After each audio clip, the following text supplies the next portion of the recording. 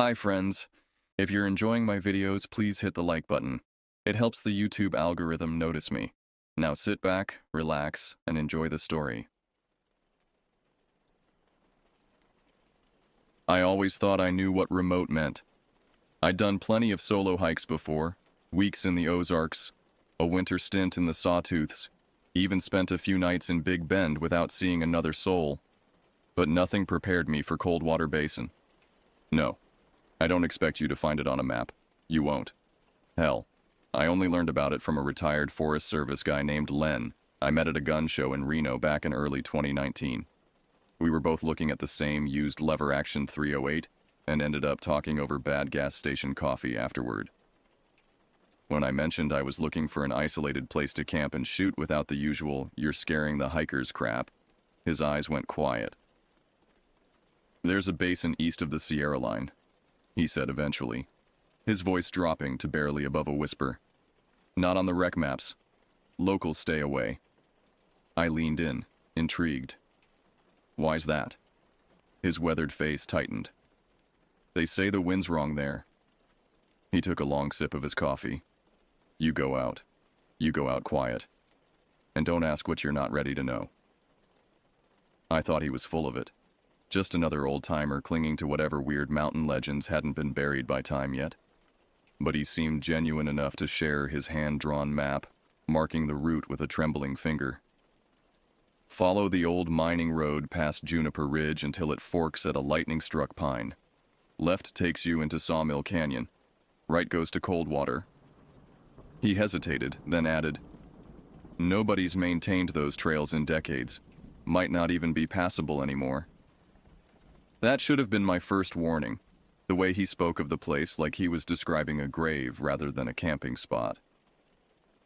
But the challenge of finding somewhere truly off-grid appealed to me. Somewhere pristine, untouched, my own private wilderness. What's out there that's got everyone spooked? I asked, half joking. Len didn't smile back. Nothing to worry about if you keep to yourself and don't go poking around where you shouldn't. He drained his coffee. Just don't stay after dark if the birds go quiet. I laughed it off. Mountain people and their superstitions. Always making nature into something mystical when really it was just indifferent. 2 months later, I found myself navigating that half-erased trail with his hand-drawn map in my lap, chewing beef jerky and praying my Tacoma didn't rattle apart on the rocks. It was early May, still cool at night, bone dry during the day, the kind of weather you dream about for backcountry. And I'd planned every damn detail. 2 weeks off-grid. A satellite SOS beacon. My rifle. Enough freeze-dried meals to feed a platoon. And just me. That was the plan. What I got instead was something no amount of preparation could have readied me for. The further I drove, the more the world peeled away. Cell service disappeared first, then radio signals faded to static. The road thinned out, turned to gravel, then dirt. Around the last bend, even the trees gave up. Just jagged rocks and gray dust, like the land had been burned clean. I parked under a rock overhang for shade and stepped out into silence. I don't mean peace and quiet silence, I mean dead silence. No wind, no bugs. Not even the high-pitched whine you get in your ears when it's really quiet. Just nothing. A vacuum where sound should be. I tried to shake it off, grabbing my pack and locking the truck. The hike in would be about 6 miles according to Len's map, following a dried-up creek bed and a ridgeline. I shouldered my pack, checked my GPS one last time, knowing it wouldn't help much once I was deeper in, and headed out. The sun hung overhead like a convection oven, baking the landscape into shimmering waves of heat. I kept to the narrow game trail, stepping carefully over loose rocks and thorny brush. My boots raised small clouds of dust with each step, the only movement in an otherwise motionless landscape. 3 miles in, I spotted the landmark Len had mentioned, a massive pine split down the middle by lightning. Half of it was blackened from the strike, the other half somehow still alive, green needles clinging to gnarled branches. It felt like a warning someone had nailed into the dirt. "Follow the left fork," I muttered to myself, recalling Len's instructions. 2 more miles to the basin. That's when I noticed the first weird thing. Animal bones scattered along the trail. Not unusual in itself, nature's cleanup crew is efficient. But these weren't old. They still had dried sinew attached, tufts of fur here and there. And they weren't chewed. No bite marks, just torn. Like something had pulled them apart systematically. I knelt down, examining a section of what looked like deer vertebrae. The breaks were clean, almost surgical. No predator I knew hunted like this. Probably just fell from a height, I reasoned aloud, my voice sounding unnaturally loud in the stillness. Hit the rocks and broke apart. But deep down, I knew better. Animals that fall don't disassemble like puzzles. As the trail descended into the basin proper, the scattered bones became more frequent. I found myself stepping over rib cages, leg bones, fragments of skull, all showing the same peculiar separation, like they'd been dismantled rather than consumed. Then came the deer. I found it maybe a quarter mile from where I eventually set up camp, lying half submerged in a patch of red dirt. No blood, no flies. Its neck was bent too cleanly, like someone had snapped it. Its eyes were gone, but not pecked out, removed. The sockets were weirdly clean. I didn't want to admit how much that shook me. The rational part of my brain tried to provide explanations. Mountain lion, humans hunting illegally, maybe even a bear. But none of those explanations fit what I was seeing. Still, I pressed on, finally reaching the basin itself around mid-afternoon. It was beautiful in a stark, alien way. A broad, flat expanse surrounded by jagged rock formations that rose like broken teeth against the sky. A perfect, natural amphitheater. At the far end, a small cluster of trees offered the only shade. I made camp there, forcing myself to follow the motions. Tent staked near a rock wall for wind cover, even though there hadn't been a breath of air all day. Fire pit dug and ringed with stones. Water filtered from the small spring I'd found trickling from a rock face. Rifle loaded and cleaned. Night was coming, and with it, the sense that I hadn't found this place at all. It had allowed me to enter. By sunset, the sky lit up in oranges and deep purple. I roasted a pouch of chicken teriyaki and sat by the fire, feeling my nerves settle a little. The shadows grew longer, creeping across the basin floor like living things, but the flames kept them at bay. I had my rifle, my knife, my emergency beacon. I was prepared. Or so I thought. That first night was calm on the surface. No wind, just the stars watching from above, impossibly bright without light pollution. I left the rain fly off the tent and lay there watching satellites blink overhead, picking out constellations, anything to keep my mind from returning to that deer with its empty eye sockets. At some point, I drifted off, lulled by exhaustion and the stillness of the night. Then I heard it. Not a noise exactly, more like a presence. I bolted upright, heart hammering against my ribs. The fire had died to coals, casting an orange glow across the campsite. My rifle was still beside me, untouched. I scanned the dark, straining my eyes against the gloom. Nothing. I clicked on my headlamp and did a slow circle around the camp. Flashlight in one hand, rifle in the other. No tracks in the dust. No movement in the brush. Not even a stirred-up bit of earth to suggest something had passed by. "It was just a dream," I whispered, voice wavering. "Had to be." I crawled back into the tent, laid there staring at the nylon roof, eyes wide, waiting. I couldn't name what I was waiting for, but it was there, the certainty that something was coming. Then I felt it, the sensation of being watched, not imagined, not anxiety. It was there, tangible as the ground beneath me. Something was perched on the edge of the dark, watching, waiting for me to close my eyes again. I didn't. I stayed awake until the sun started bleeding into the sky. Rifle across my chest, ears attuned to every crack and rustle. But nothing came. And when daylight finally arrived, the feeling vanished like smoke. I should have left then. Packed up, walked away. But I didn't. Because I hadn't even fired the damn rifle yet.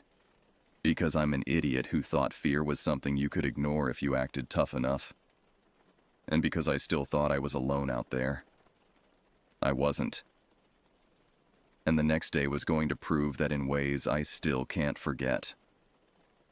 The second morning came with a sky so clear it almost looked fake. That impossible desert blue that seems to go on forever.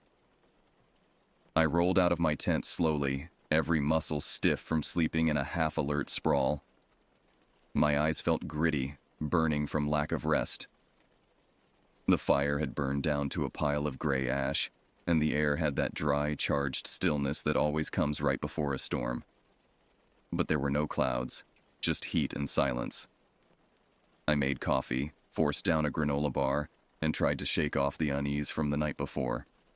I'd managed to convince myself that the rustling I heard outside the tent was just an animal. A fox, maybe, or even a deer, curious about the smell of food. Nothing worth panicking over. But the truth was I hadn't slept. Not really. I kept waking up every 20 minutes, heart thudding, convinced someone or something was standing just beyond the edge of the firelight. I thought about packing up. There was still time to hike out before the sun got too high, before the heat made the return trip brutal.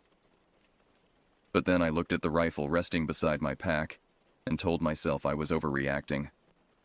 I'd come out here to shoot, to clear my head. I wasn't about to leave just because I got spooked by some twigs snapping in the dark. After breakfast, I decided to explore the basin further. Maybe familiarizing myself with the terrain would ease my nerves. I grabbed my day pack, some water, my rifle, and set out toward the southern rim. The basin floor was a mosaic of red dirt, scrub brush, and small rock formations. Nothing moved in the heat. No birds, no lizards. Even the insects seemed to have abandoned this place. The silence was oppressive, wrapping around me like a shroud. About a mile from camp, I found the first sign that I wasn't the first visitor. Hidden among the rocks was an old fire ring, stones arranged in a perfect circle, ash long since scattered by wind and rain. Beside it, scratched into a flat stone, was a crude symbol, a vertical line bisected by 3 horizontal marks. I'd seen enough petroglyphs to know this wasn't ancient. The cuts were relatively fresh, maybe a few years old at most. Someone had been here, camped here, and left their mark. Further along, I found more. Scraps of fabric caught on thorns, a rusted can buried in sand, a perfectly stacked cairn of 7 stones that seemed to point deeper into the basin. But it was what I found behind a large boulder that made my stomach twist. A small clearing had been swept clean of debris, and in the center was a circle of objects, a woman's hair clip, a tarnished silver ring, a Swiss Army knife with the blade snapped off, and a torn photograph showing half a smiling face. They were arranged with purpose like offerings or trophies. I backed away, suddenly very aware of how exposed I was. The sun beat down mercilessly, but a cold sweat broke out across my back. Someone else had been here, recently, and they had left these things deliberately. I hurried back toward camp, keeping to the rocks, moving as silently as I could. Every shadow seemed deeper now, every boulder a potential hiding place. I found myself checking over my shoulder constantly, rifle held at the ready. What I had initially taken for isolation now felt like a trap. The basin wasn't empty. It was watching, waiting. By the time I reached my campsite, the sun was directly overhead, casting no shadows at all. I sat with my back against a large rock, rifle across my knees, and tried to think rationally. The most likely explanation was other campers. Hikers like me who had found this place and left their mark. The circle of objects could be some kind of trail tradition, like the bizarre shrines you sometimes find on long-distance paths. But if that were true, why did it feel so wrong? Why did the hair on the back of my neck stand up every time I thought about that torn photograph and its half-visible face? I decided to stay put for the rest of the day, to set up my shooting range not far from camp where I could keep an eye on my gear. I wasn't running scared, I told myself. I was being cautious, smart. I didn't realize then that it was already too late for caution. The basin had noticed me, and soon it would make sure I noticed it back. I set out around midday, heading back toward a dry wash I'd found during my earlier exploration. It was perfect for shooting.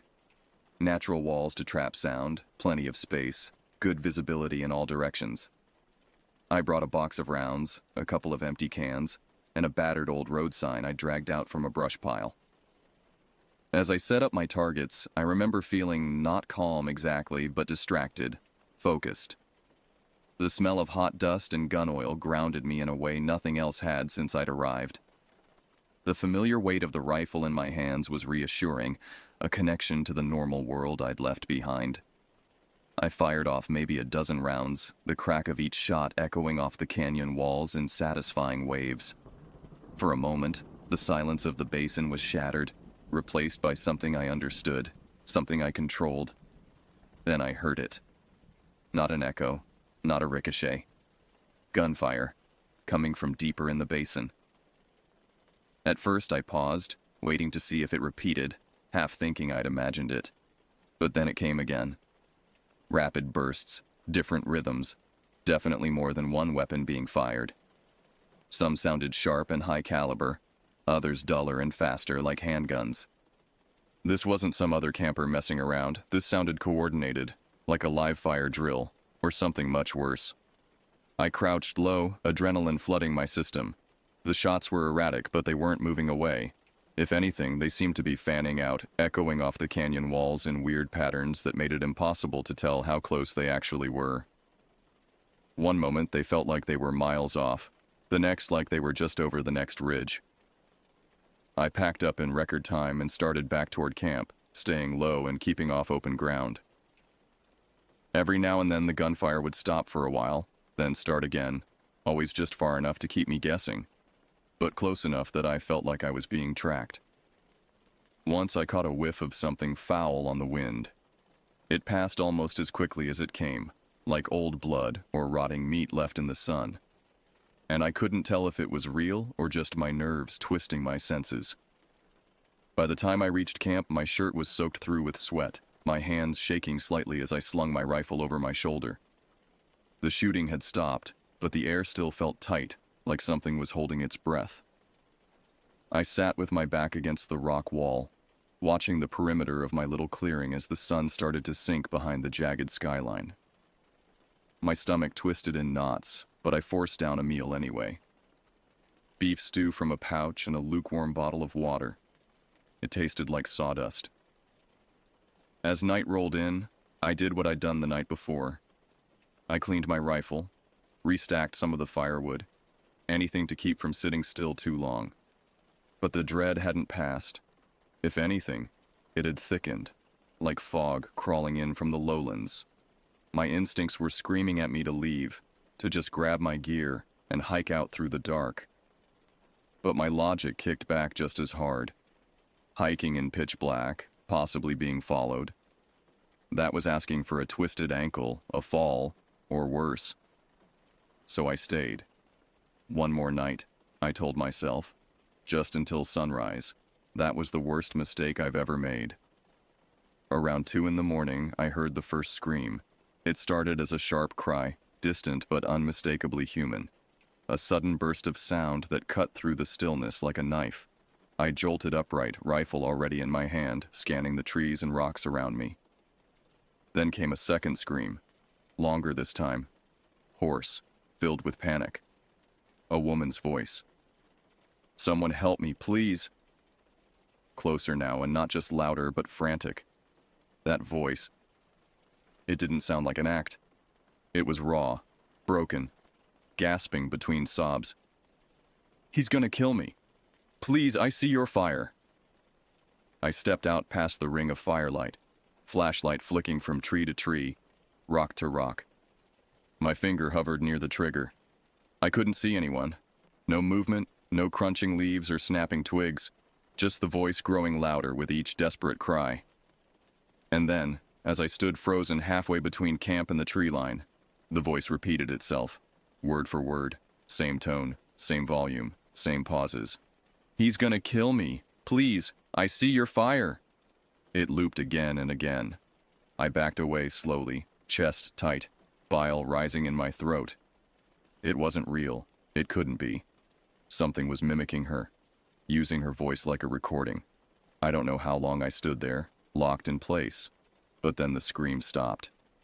A few seconds later, there was a single gunshot. Short, controlled, distant, but not far enough. Then silence. No wind, no birds, no footsteps. Just the fire crackling and my own pulse pounding in my ears. I retreated to my tent, zipping myself in as if the thin nylon could provide any protection. I knew it wouldn't. Whatever was out there, it had guns. It had that voice. And it knew exactly where I was.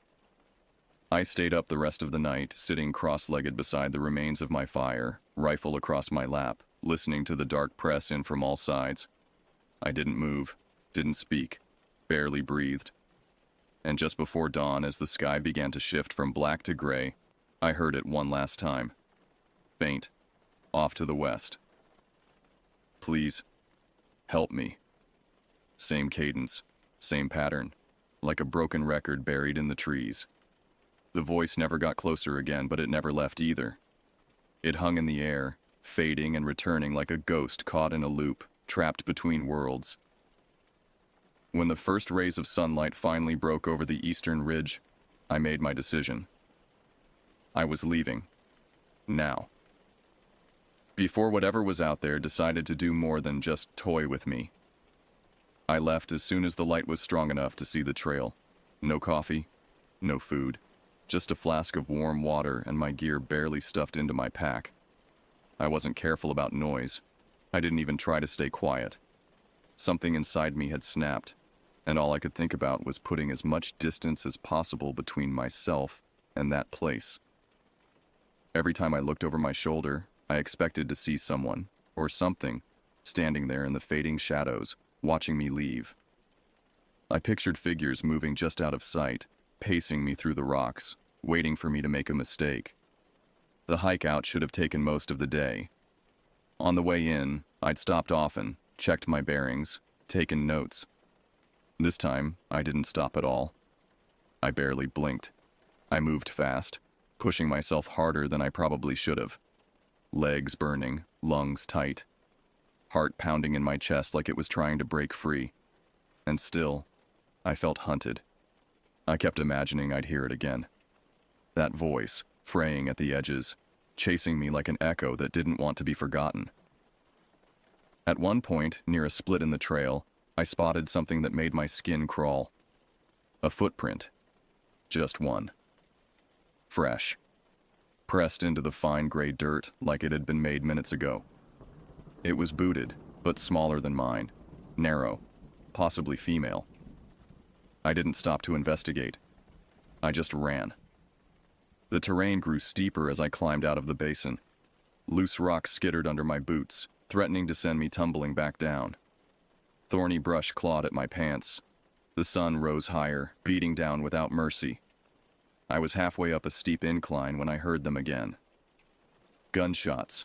Distant but distinct. 3 quick cracks followed by a longer burst. They were moving, hunting. I scrambled over the ridge and down into a dry creek bed, using the banks for cover. My lungs burned, sweat soaked through my shirt, my vision blurring at the edges. But I didn't slow down. When I finally spotted my truck, still parked under the rock overhang where I'd left it, a sob of relief caught in my throat. It looked impossibly normal. A reminder that a world existed beyond this nightmare. I tossed my gear into the bed without ceremony, jumped into the driver's seat and peeled out, sending up clouds of dust in my rear view. I didn't look back. Not once. I didn't want to see if someone, or something, was standing at the tree line, watching me disappear. It wasn't until I hit the first gas station an hour out that I realized I'd been gripping the steering wheel so hard my knuckles were bloodless. I parked, stumbled inside, bought a sandwich I didn't eat, and a bottle of water I barely touched. A teenager behind the counter asked if I was okay, said I looked messed up. I nodded, smiled, told him I'd just gotten back from a long hike. I didn't tell him what I'd heard, what I'd felt, and I wouldn't tell anyone else for a long, long time. For weeks, the screaming echoed in my ears at night. I'd wake up covered in sweat, convinced I could still hear her calling for help just outside my bedroom window. My hands would reach instinctively for the rifle that wasn't there, heart hammering like it had all started over again. The worst part wasn't the fear, though. It was the shame. That woman had begged me. Begged. And I'd done nothing. I'd stood there, frozen, while someone in desperate need called out for help. I told myself 100 times over that I couldn't have known, that it could have been a trap, that maybe the voice wasn't even real. I convinced myself that rushing into the dark would have gotten me killed. That logic had saved me. But every time I closed my eyes, I saw that campfire flickering and heard her voice and felt my body frozen in place, paralyzed by fear and indecision. I wanted to report it. I really did. I pulled up the sheriff's department contact page more times than I could count. But what would I say? That I heard a scream somewhere out in the wilderness? That I thought a woman might have been killed near Coldwater Basin, but I had no proof? No location? No names? They'd laugh me off. Or worse, think I was insane. So I didn't tell them, and that guilt stayed with me, settling in my chest like a second set of lungs that never fully let me breathe. Months passed. I buried it as best I could, pushed the memory down deep and piled distractions on top of it. Work, friends, projects.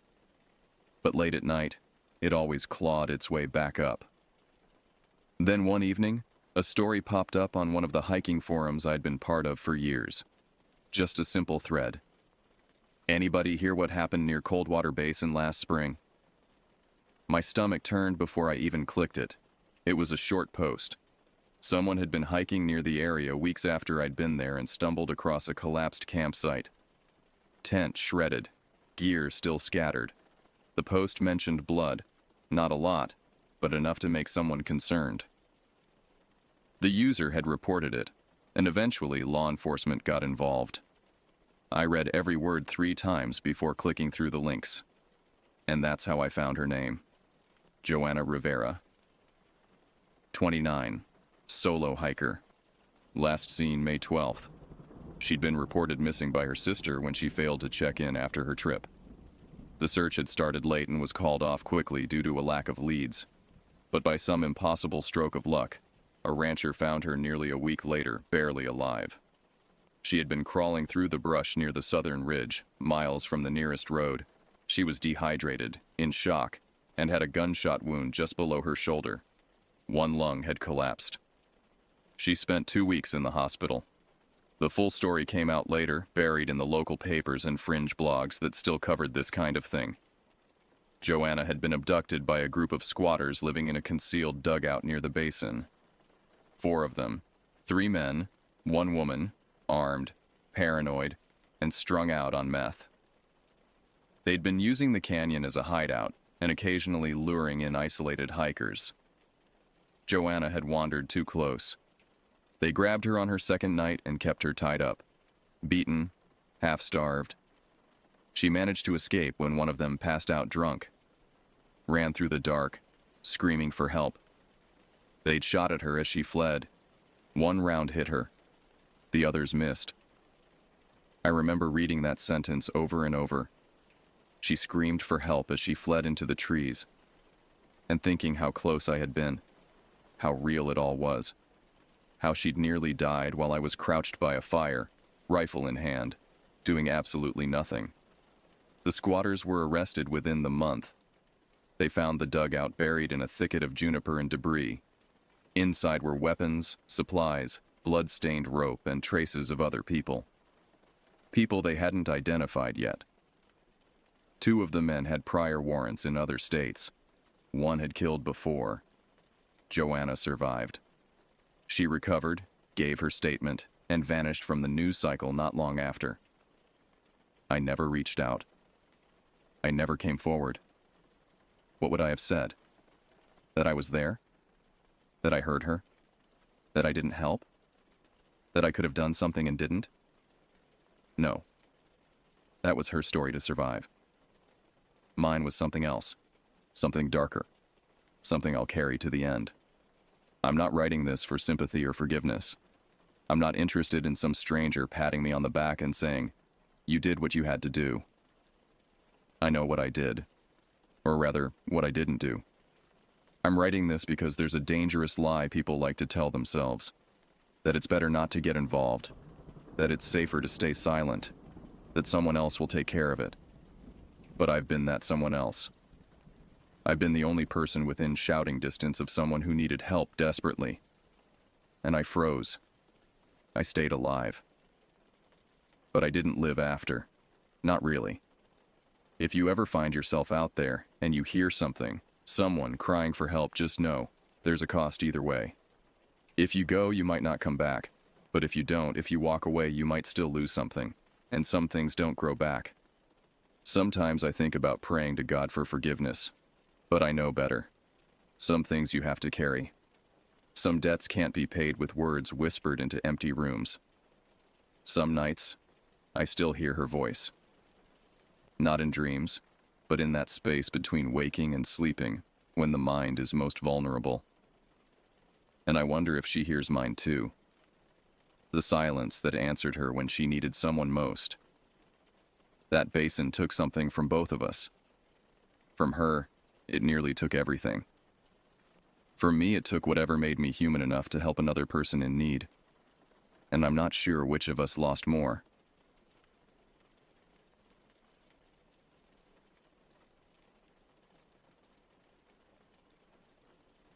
Ever since I was a little girl, geology has always been my one true passion. It started when I was 7 years old, when my dad took me and my brother on a family camping trip to Mammoth Cave National Park in my home state of Kentucky. We didn't go specifically to see the caves, but since it's a huge attraction in the park, enough so that it's named after it, we decided to go along to see what all the fuss was about. And it was a visit that would have a lasting impact on the rest of my life. At first, even though we were on a guided tour accompanied by a park ranger, I was genuinely frightened. We were walking down into this dark, dingy space unfit for human habitation, and to 7-year-old me, it could have been home to any number of terrifying subterranean monsters. Once I realized that we were just as safe below the earth as we were on the surface, the fear mellowed into a tingling excitement that had a profound effect on me.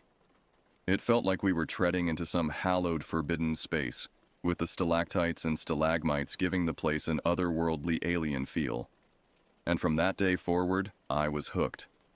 I was that kid in high school who waxed lyrical about their collection of geodes, and every single accessory I owned was bejeweled with either rose quartz, azurite, amethyst, or pyrite. God forbid you complimented me on any of them, because you'd always get an earful of what kind of stone it was, where it came from, or how it was formed. Naturally, I had my heart set on getting a degree in geology before I'd even entered into high school. And after a few blissful years of immersing myself in my favorite subject, I decided I didn't want to leave. That's how I ended up becoming a research fellow at the University of New Mexico's Department of Earth and Planetary Sciences, with my specialty being field research. However, it was through my field research that I ended up going on the second caving trip that ended up changing my life. And unlike my first, which undoubtedly changed my life for the better, the second ended up changing it for the worse. In 2014, I was presented with the opportunity of a lifetime, a chance at conducting research in the Lechuguilla cave system near Carlsbad, New Mexico. To understand why this was such an amazing opportunity for me, I have to give you a little bit of backstory regarding the cave's history, and since I feel like I've already given you my life story, I'll try to keep it as short and sweet as possible. Up until the mid-80s, Geologists believed that Lechuguilla was just a small, insignificant cave full of nothing but dry, dead-end passages. But in 1984, a group of cavers discovered that not only was Lechuguilla actually the 8th longest cave system in the world, but it was the deepest in the entire United States. So far, geologists have mapped over 150 miles of caves and tunnels that extend almost half a mile beneath the earth, and it's still not completely explored. Access is limited to approved scientific researchers, survey, and exploration teams, and it can sometimes take literally years for the Bureau of Land Management to grant permission to conduct a research assignment.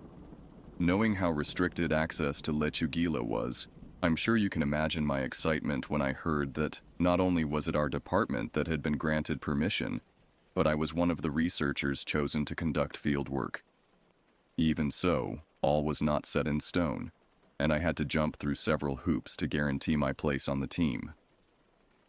As some of you might know, caving can be extremely dangerous, even to experienced field researchers such as myself. With that in mind, each potential member of the field team was subjected to a rigorous medical examination to ensure they were fit enough to be chosen. Obviously, this was for both insurance and security purposes, as no one with any underlying medical conditions could be allowed to potentially jeopardize such an important field trip. The psychological evaluation was equally intense. 3 separate sessions with the university psychologist, a battery of standardized tests, and a final evaluation by the department head. I can still remember the tension I felt waiting for the results. The email arrived at 3:42 a.m. on a Tuesday. I wasn't sleeping anyway. The anticipation had me checking my inbox every 20 minutes. When I saw the words, Lechuguilla Research Team, confirmed participants, my hands trembled so badly I nearly dropped my phone. My name was there, 4th on the list. I remember pressing my hand against my mouth to keep from screaming with joy and waking my roommate. I'd made it. I was going to Lechuguilla. The selection process had whittled our original pool of 12 candidates down to just 4. Not only were we some of the brightest and best in our field, we were also some of the fittest and most mentally sound researchers in the entire United States. We felt like the elite forces of geology or something, like we were the best of the best. But being the fittest and most competent couldn't stop what would happen to us down there in Lechuguilla. The events of that field trip have haunted me for almost 9 long years now. Over the next 6 weeks, I prepared obsessively. I doubled my regular workouts, focusing on core strength and flexibility. I studied every available map of the cave system, memorizing the known passages, junctions, and chambers. I practiced with the specialized equipment we'd be using, getting comfortable with the weight and feel of it. I even started sleeping on the floor occasionally, conditioning my body for the hard surfaces we'd encounter below. The field team consisted of myself, a fellow UNM researcher and longtime mentor named Joaquin, and 2 other field researchers, one from Louisiana State University and another from the University of Texas at Austin, both of whom shall remain nameless for reasons that will become obvious. We met twice before our eventual drive over to White City, and each time I remember walking away thinking very highly of the 2 researchers from Texas and Louisiana. Both guys were true field geologists, had both passed the medical exams, and both seemed like they could handle the outdoors enough to camp in the desert for a week. The LSU researcher particularly impressed me. He was in his early 40s with 15 years of caving experience in some of the most challenging systems in North America. He had an easy confidence about him, the kind that comes from genuine expertise rather than bravado. When he spoke about cave formations or geological processes, everyone listened. He had a particular interest in the unusual sulfuric acid dissolution that had formed Lechuguilla, a process dramatically different from how most caves develop. The UT Austin researcher was younger, maybe 30, with boundless enthusiasm and a brilliant analytical mind. He specialized in microbiology and was eager to study the unique bacteria that thrive in Lechuguilla's isolated environment. Some of these microorganisms had been sealed away from the surface for millions of years, evolving in complete isolation, and he believed they might hold medical significance, perhaps even novel antibiotics. Joaquin, my mentor, was approaching retirement, but remained as physically capable as researchers half his age. He had a weathered face that crinkled around the eyes when he laughed, which was often. Despite his cheerful demeanor, he was meticulous in his preparations, checking and double-checking our equipment with the careful attention of someone who knows exactly how dangerous our undertaking would be. By the time it came for us all to meet up in White City, I felt very confident that the field trip was going to go off without a hitch. The plan was to hike from White City to the entrance of the Lechuguilla cave system, set up camp just outside of it, then use the camp as our field HQ while spending several days working our way in and out of the cave, gradually getting deeper as the days went on. The morning of our departure arrived with a spectacular New Mexico sunrise, the sky ablaze with orange and pink as we loaded the final supplies into our vehicles. The drive to the trailhead was filled with animated discussion about the research ahead, and by the time we began our hike, my excitement was nearly overwhelming. The entrance to Lechuguilla is unassuming. A small, unremarkable opening in the limestone that gives no hint of the vast network beneath. We set up our base camp efficiently, each of us falling into our assigned roles. Joaquin supervised the establishment of our communications equipment, ensuring we could maintain contact with the surface team who would be monitoring our expedition.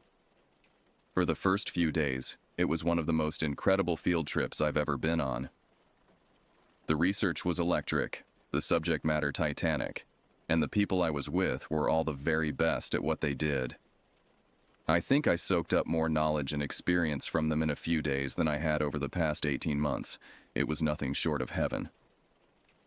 On our first day below, we explored only the upper levels, areas that had been well mapped and studied. Even so, the beauty was breathtaking. Delicate, crystalline formations hung from the ceilings and rose from the floors in impossible shapes. The light from our headlamps caught the mineral deposits, sending rainbows dancing across the walls. The cave seemed to breathe around us, the subtle air currents causing minute changes in temperature that you could feel on your skin if you stood still enough. We collected samples methodically, photographing and documenting everything according to protocol. The UT Austin researcher was particularly animated, discovering several colonies of bacteria that he hadn't expected to find at this level. His enthusiasm was contagious, and even Joaquin, who had seen more caves than the rest of us combined, seemed reinvigorated by his excitement. Each night we emerged from the cave, exhausted but fulfilled, sharing our findings around the campfire, planning the next day's expedition, and sometimes simply sitting in companionable silence beneath the vast desert sky. The contrast between the enclosed world below and the infinite expanse above was striking, a reminder of the different scales at which our planet operates. As we ventured deeper on the second and third days, the cave revealed more of its secrets. We descended through narrow passages that opened suddenly into vast chambers, some large enough to house a cathedral. The formations became more exotic, curtains of flowstone that rippled like frozen waterfalls, delicate helictites that defied gravity, growing horizontally or even upward in curious spirals. The silence down there was absolute. When we turned off our lights and stopped moving, the darkness and quiet were so complete that I could hear my own heartbeat. In those moments, I understood why early humans regarded caves with such reverence and fear. There is something primal about being so deep within the earth, cut off from the sun, dependent entirely on your own resources and preparation. But despite the inherent unease of our surroundings, those first 3 days were marked by discovery and camaraderie. We worked well together, each contributing their expertise, supporting one another through the physically demanding traverses. The LSU researcher in particular seemed in his element, moving through the most challenging passages with ease, pointing out geological features the rest of us might have missed. None of us could have predicted how drastically everything would change on the fourth day. The fourth day began like the others. We ate breakfast together, reviewed our research objectives, and checked our equipment before entering the cave. Our plan was to push deeper than we had before, into an area that had been mapped but not extensively studied. The LSU researcher was especially eager, mentioning a particular chamber he wanted to examine that was known for its unusual mineral formations. The descent took nearly 3 hours. We moved carefully through a series of tight squeezes, rappelled down a 40-foot vertical shaft, and traversed a narrow ledge above a seemingly bottomless pit. The effort was worth it when we arrived at our destination, a massive chamber with walls that glittered with enormous gypsum crystals, some nearly transparent and longer than my arm. We worked methodically throughout the day, each focusing on our specific research areas. I was documenting a series of unusual erosion patterns that suggested periodic flooding in the distant past, while Joaquin collected mineral samples for later analysis. The UT Austin researcher carefully swabbed various surfaces, preserving bacterial samples in sealed containers. The LSU researcher moved somewhat apart from us, examining a series of small side passages that branched off from the main chamber. I noticed him spending a long time at one particular opening, shining his light into it from different angles, occasionally making notes but mostly just staring. When Joaquin called out that we should begin our return journey, he seemed reluctant to leave. As we made our ascent, he was unusually quiet. While the rest of us discussed our findings excitedly, he responded only in monosyllables, his mind clearly elsewhere. Back at camp, he barely touched his dinner and excused himself early, saying he needed to review his notes. I should explain that on that evening, after we had all retired to our tents, our colleague from LSU went back into the caves. We were all absolutely exhausted from the day's caving, but for some reason, he wanted to head back into Lechuguilla to explore a little deeper into the tunnel that we hadn't fully investigated yet.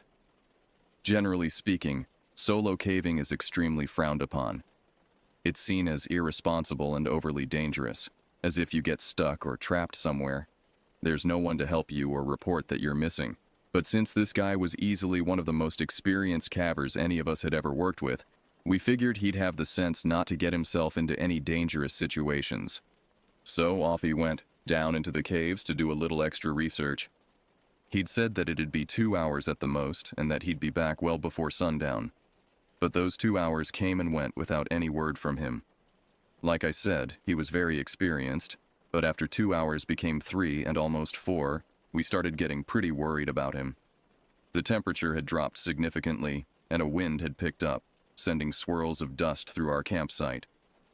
Joaquin tried to raise him on the radio several times, but there was no response, not unusual given the depth and composition of the cave, which often blocked signals.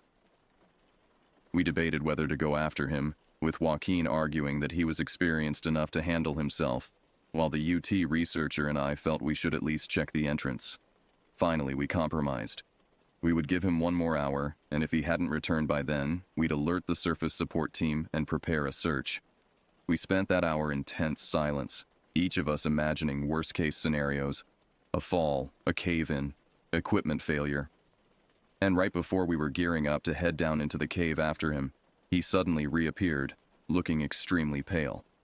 We asked if everything was okay, expecting to hear some story about a close call in a tunnel, something of that nature. But to our surprise, he told us that he was fine, and that he'd found something after exploring one of the caves that was very pertinent to our research. When we asked him what it was, and if he'd taken any pictures or video, he shook his head, saying if he had known he was going to run into it, he'd have brought a camera. We asked him again what it was that he'd seen, and after struggling to find the words, all he'd tell us was, "You guys gotta see this to believe it." His appearance was deeply unsettling.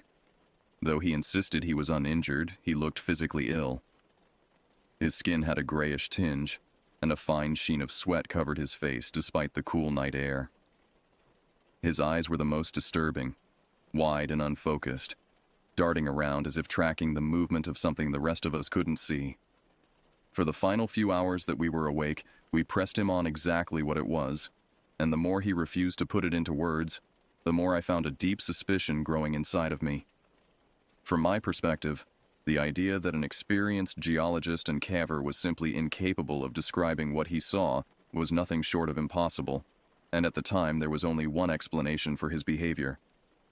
I thought he wanted to guard what he'd seen so he could gain personal prestige from the find, but there was also something very unsettling about his behavior. and that was how frightened he seemed to be as a result of his discovery. It was like he didn't want to show us because he was afraid of what might happen, but at the time, I simply dismissed this as a kind of selfish, greedy glory-seeking. But how wrong I was. That night, I struggled to fall asleep. The wind had intensified, making the tent walls flutter and snap. But it wasn't just the noise keeping me awake. It was the memory of our colleague's face, the haunted look in his eyes. I kept replaying his words in my mind, trying to imagine what could possibly have affected him so strongly. Eventually, I drifted into a fitful doze, only to be jolted awake by sounds of a struggle. At first, it just sounded like they were engaged in a heated but hushed argument of some kind in the tent that the LSU and the UT Austin researchers were sharing. The canvas walls muffled their words, but the intensity was clear, sharp whispers rising occasionally into strained, urgent tones. I lay still, telling myself it was none of my business, just a disagreement between colleagues. Then I heard a yelp of what sounded like pain, followed by a series of thumping sounds, a body hitting the ground, thrashing. I grabbed my flashlight and scrambled out of my sleeping bag. I quickly woke Joaquin from his sleep and told him what I was hearing, and when he heard some horrific sort of wheezing sound, he ran out of our tent and over to the other. When he pulled open the flap, the beam of his headlamp illuminated a scene that branded itself permanently into my memory. The LSU researcher was straddling the chest of the UT Austin researcher, his hands clamped around his throat. The younger man's face was purple, his eyes bulging, feet drumming against the ground in desperate, weakening kicks. What struck me most wasn't just the violence of the act, but the expression on the LSU researcher's face. It wasn't rage or hatred, it was terror. Pure, unadulterated terror, as if he wasn't trying to kill his colleague, but rather some horrific thing that only he could see. He knows. He knows. He kept repeating in a voice that sounded nothing like his own. Higher, strained, almost childlike in its panic. I can't let him tell. I can't let any of you know what's down there. It took all our strength to separate them, but by then it was far too late. Joaquin tackled him from the side while I tried to pry his fingers from the younger man's throat. His strength was unnatural, fueled by whatever madness had seized him. The UT researcher had gone limp, his lips blue, a trickle of blood running from his nose. When we finally managed to break his grip, Joaquin immediately began CPR on the unconscious researcher while I tried to restrain his attacker. But the man was beyond reason, thrashing and scratching, his eyes wild and unfocused. He kept muttering, sometimes in coherent sentences, sometimes in fragmented phrases that made no sense. The walls, moving, breathing. They've been down there all along, watching us, studying us. They know we know. The UT Austin researcher has since suffered irreparable brain damage as a result of oxygen starvation. It's more likely that he'll never walk or eat unassisted for the remainder of his life. The LSU researcher was impossible to restrain, even once we pulled him off the other researcher. We tried everything we could to hold him down, but in the end, Joaquin was left with a split lip, and my nose was completely shattered after the deranged man slammed his forehead into my face. The pain was excruciating, a white-hot explosion across my face that momentarily blinded me.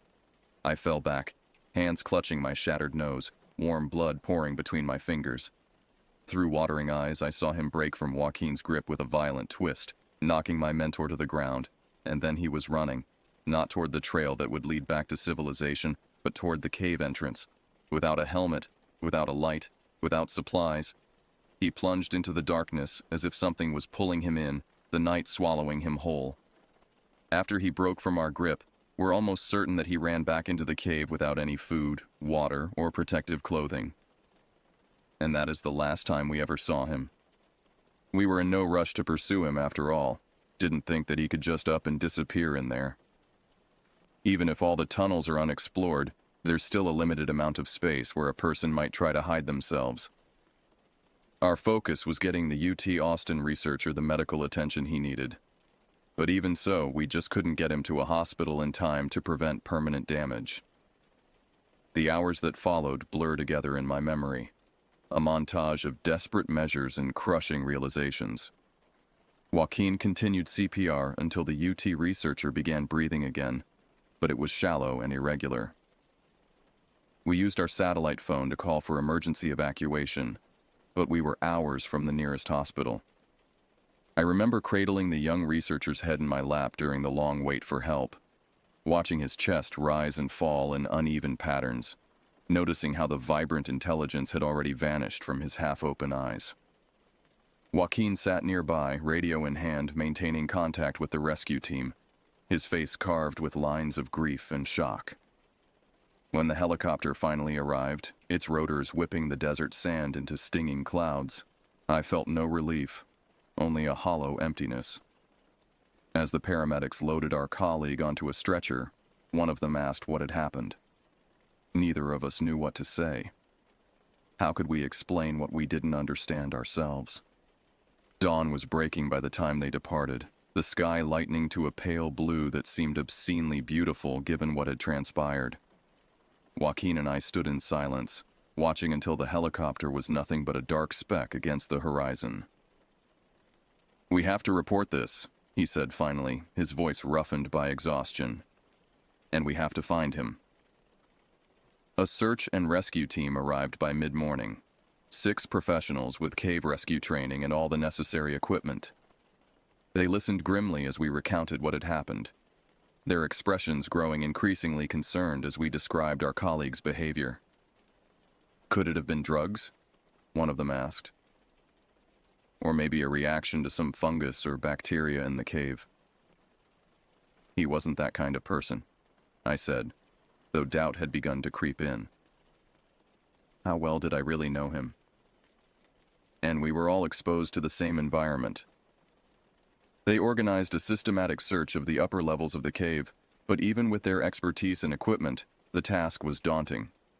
Lechugila's vast network of passages, chambers, and vertical drops made it like searching for a needle in a haystack, especially if the needle was actively trying to avoid detection. Meanwhile, Joaquin and I were questioned separately by police officers who had driven out from Carlsbad. They were clearly skeptical of our account, probing for inconsistencies, asking repeatedly about the relationship between the 2 researchers, whether there had been any previous conflicts. "People don't just snap without a reason," one officer told me, his pen poised above his notepad, "especially not highly educated professionals with no history of violence." I couldn't argue with his logic, but I also couldn't provide the explanation he wanted. All I could do was repeat what we had seen, what little our colleague had said about his discovery, and how drastically his demeanor had changed afterward. The search continued for 3 days. Teams ventured deeper into the cave system than we had gone, exploring side passages and remote chambers. They found no trace of the LSU researcher, no equipment, no clothing, no signs of injury or struggle. It was as if the earth itself had swallowed him. On the 4th day, the search was scaled back. Resources were limited, and the chances of finding someone alive after so long in the cave without supplies were vanishingly small. By the end of the week, only a token effort remained: a missing persons report, a promise to check periodically, a folder that would gradually migrate to the back of some filing cabinet. As for the LSU researcher, his body was never recovered. At least I'm assuming they were looking for a body, as there's no way that a person could survive down there for long, not without ample supplies of food and water, neither of which he took with him when he ran off into the night. The academic aftermath was as painful as the physical one. Our research expedition was officially terminated, all our preliminary findings sealed pending investigation. The University of New Mexico distanced itself from the incident, releasing a statement expressing regret, but emphasizing that all proper protocols had been followed. Joaquin retired the following semester, his passion for fieldwork extinguished. We spoke occasionally in the months after, but our conversations were strained, haunted by what remained unsaid. Eventually, the calls stopped altogether. I took a leave of absence that stretched into a year, then 2. When I finally returned to academia, it was to a desk job analyzing samples collected by others, my days of fieldwork behind me. The nightmares had subsided somewhat by then, but they never disappeared entirely. In them, I'm always back in that tent, hearing those first sounds of struggle, knowing what's about to happen but unable to move. unable to prevent it. To this day, we don't know what he saw down there, or what happened in the run-up to him strangling our colleague from UT Austin.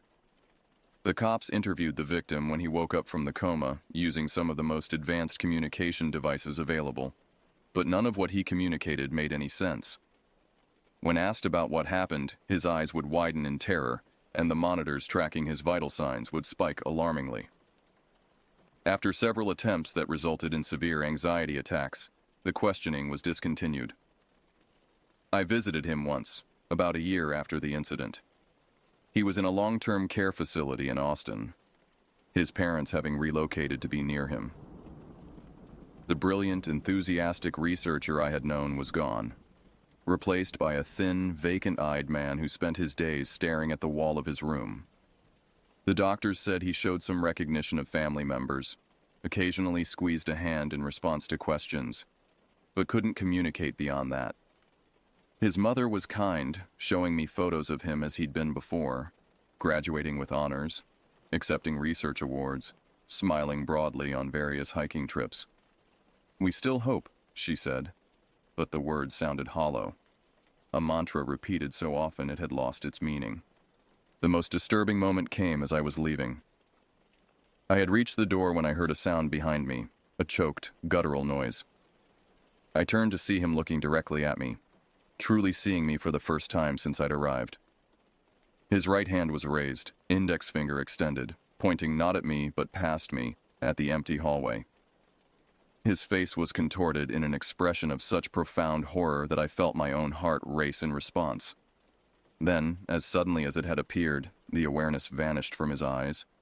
His hand dropped, and he returned to his vacant staring. His mother rushed to his side, calling for a nurse, while I stood frozen in the doorway, a cold weight settling in my stomach. What had he seen? What was he trying to warn me about? Or was it simply a random firing of damaged neural pathways, meaningless and coincidental? In the years since, I've researched similar incidents, looking for patterns, explanations. I've read about cave gases that can cause hallucinations, rare fungal infections that affect the brain, the psychological effects of prolonged darkness and sensory deprivation. None of it fully explains what happened to us. Occasionally, I hear rumors from the caving community, expeditions into deep systems that ended abruptly, researchers who returned changed in ways they couldn't or wouldn't articulate, sections of caves that remain unexplored despite their scientific interest. When I reach out to those involved, my messages go unanswered, or I receive terse replies that reveal nothing. Once, at a geology conference in Denver, I encountered a researcher who had been part of a recent expedition to Lechuguilla. When I mentioned my experience there, a strange expression crossed his face, not surprise or curiosity, but a careful blankness, a deliberate neutrality. "Certain areas of the cave system have been permanently closed to research," he said, his voice carefully modulated, "by order of the Bureau of Land Management, for conservation purposes." When I pressed him for details, which areas, why those specifically, he excused himself and avoided me for the remainder of the conference. What happened that night has haunted me for years, mainly because it remains an almost complete mystery. There's only one thing I'm certain of, though, and that's whatever caused the violent outburst. It was triggered by something the LSU researcher had seen down in the Lechuguilla cave system. And whatever it was, despite all my collegiate curiosity, I sincerely hope it stays buried forever.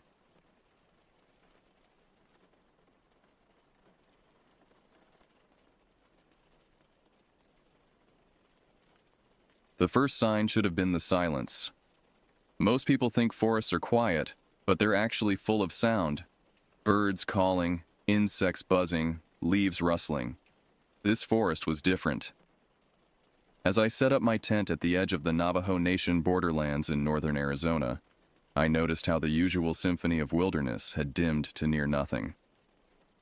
Just the weather, I told myself, securing the last tent stake into the hard-packed earth. The camping spot I'd chosen was deep within the Coconino National Forest, about 12 miles from the nearest marked trail. I'd picked this location specifically for its isolation.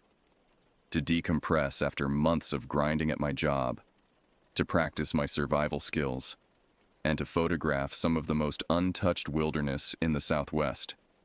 My backpack contained everything I needed for my 5-day solo adventure: lightweight tent, sleeping bag, portable stove, water filter, first aid supplies, camera equipment, and enough dehydrated meals to last the week. I'd prepared meticulously, studied maps, left my itinerary with friends, and carried a satellite phone for emergencies. I was experienced. This was my 14th solo trip in 3 years. The sun was beginning its descent behind the pine-covered ridges when I finished setting up camp and gathered wood for a small fire. As dusk settled, I noticed strange markings on some of the trees surrounding my campsite. They looked like claw marks, but unnaturally high up, 7 or 8 feet from the ground. Too high for a bear. Mountain lion, maybe? I snapped a few photos for reference. The local ranger had warned me about this area when I'd registered my backcountry permit. The locals don't go there, he'd said, avoiding eye contact. Some Navajo folks say the border between forests is porous, not just for animals. I'd laughed it off. Years of outdoor experience had taught me that local superstitions were often exaggerated warnings about real wildlife dangers. Night fell quickly. Stars appeared in breathtaking clarity, undimmed by light pollution. I extinguished my fire early, packed all food items into my bear canister, and retreated to my tent. The temperature dropped rapidly. Inside my sleeping bag, I reviewed tomorrow's planned hike on my topographic map, a challenging route to a hidden canyon that few hikers ever visited. I must have fallen asleep because I woke suddenly around 2 a.m. Something had changed in the ambient sounds. I strained to listen. Footsteps? No. Something else. A rhythmic sound, almost like breathing, but deeper. Closer to the ground. Moving. My headlamp revealed nothing through the tent walls. The sound stopped immediately when I switched it on. I unzipped the tent slowly and peered out. The moonlight cast long shadows across my campsite. Nothing moved. I scanned the tree line methodically, my breath forming clouds in the cold night air. That's when I noticed the bear canister. I'd secured it properly against a tree about 50 yards from my tent. Now it was in the center of the clearing, lid removed, contents untouched. A warning tingle crawled up my neck. Bears don't open canisters without damaging them or taking the food. They don't return them to the middle of campsites. Someone, or something, was sending a message. I retreated inside, zipping the tent with trembling fingers. My satellite phone showed no signal, which was impossible given its technology. I'd tested it hours earlier. Sleep became impossible as I listened to the increasing sounds outside, cracking twigs, rustling leaves, and occasionally, what sounded like low whispering in a language I couldn't identify. By dawn, exhaustion had overtaken fear, and I'd fallen into fragmented sleep. When I finally emerged from my tent, the morning seemed mockingly normal. Birds chirped, sunlight filtered through trees. But 3 things had changed. First, my hiking boots, left outside the tent vestibule, were placed neatly side by side. Reversed. Left where right should be, right where left should be. Second, a circle of stones surrounded my tent, each stone placed precisely equidistant from the next, a formation impossible to create accidentally. Third, and most disturbing, a trail of deer tracks led directly to my tent, then abruptly switched to what looked like human footprints, before returning to deer tracks again. Something was stalking me, and it wanted me to know. I considered packing up immediately, but rationality fought against primal fear. The nearest trailhead was a full day's hike away. Starting now would mean traveling through unfamiliar terrain in growing darkness by evening. Better to remain until morning, I reasoned, and depart at first light. I photographed everything: the stone circle, the footprints, the oddly placed boots, before dismantling the campsite to move to a new location about a mile away. As I hiked to the new spot, carrying all my gear, I couldn't shake the sensation of being observed. Every few minutes I'd stop, pretending to check my map while actually scanning the forest around me. Several times, I caught glimpses of movement just at the edge of my peripheral vision, always gone when I turned to look directly. My new campsite was on higher ground with better visibility, a small clearing on a ridge overlooking a valley of ponderosa pines. I set up quickly, focusing on defensive positioning. Throughout the afternoon, I meticulously gathered information about my surroundings, taking compass readings, noting landmarks, creating escape routes. The methodical work helped keep panic at bay. Around sunset, I heard the first scream. It started as something approximating a woman's voice, high and desperate, coming from the valley below. My immediate instinct was to help. Someone could be hurt. But something felt wrong about the sound. It was almost performative, too consistent in its pitch and duration. Real screams of distress have variation, desperation.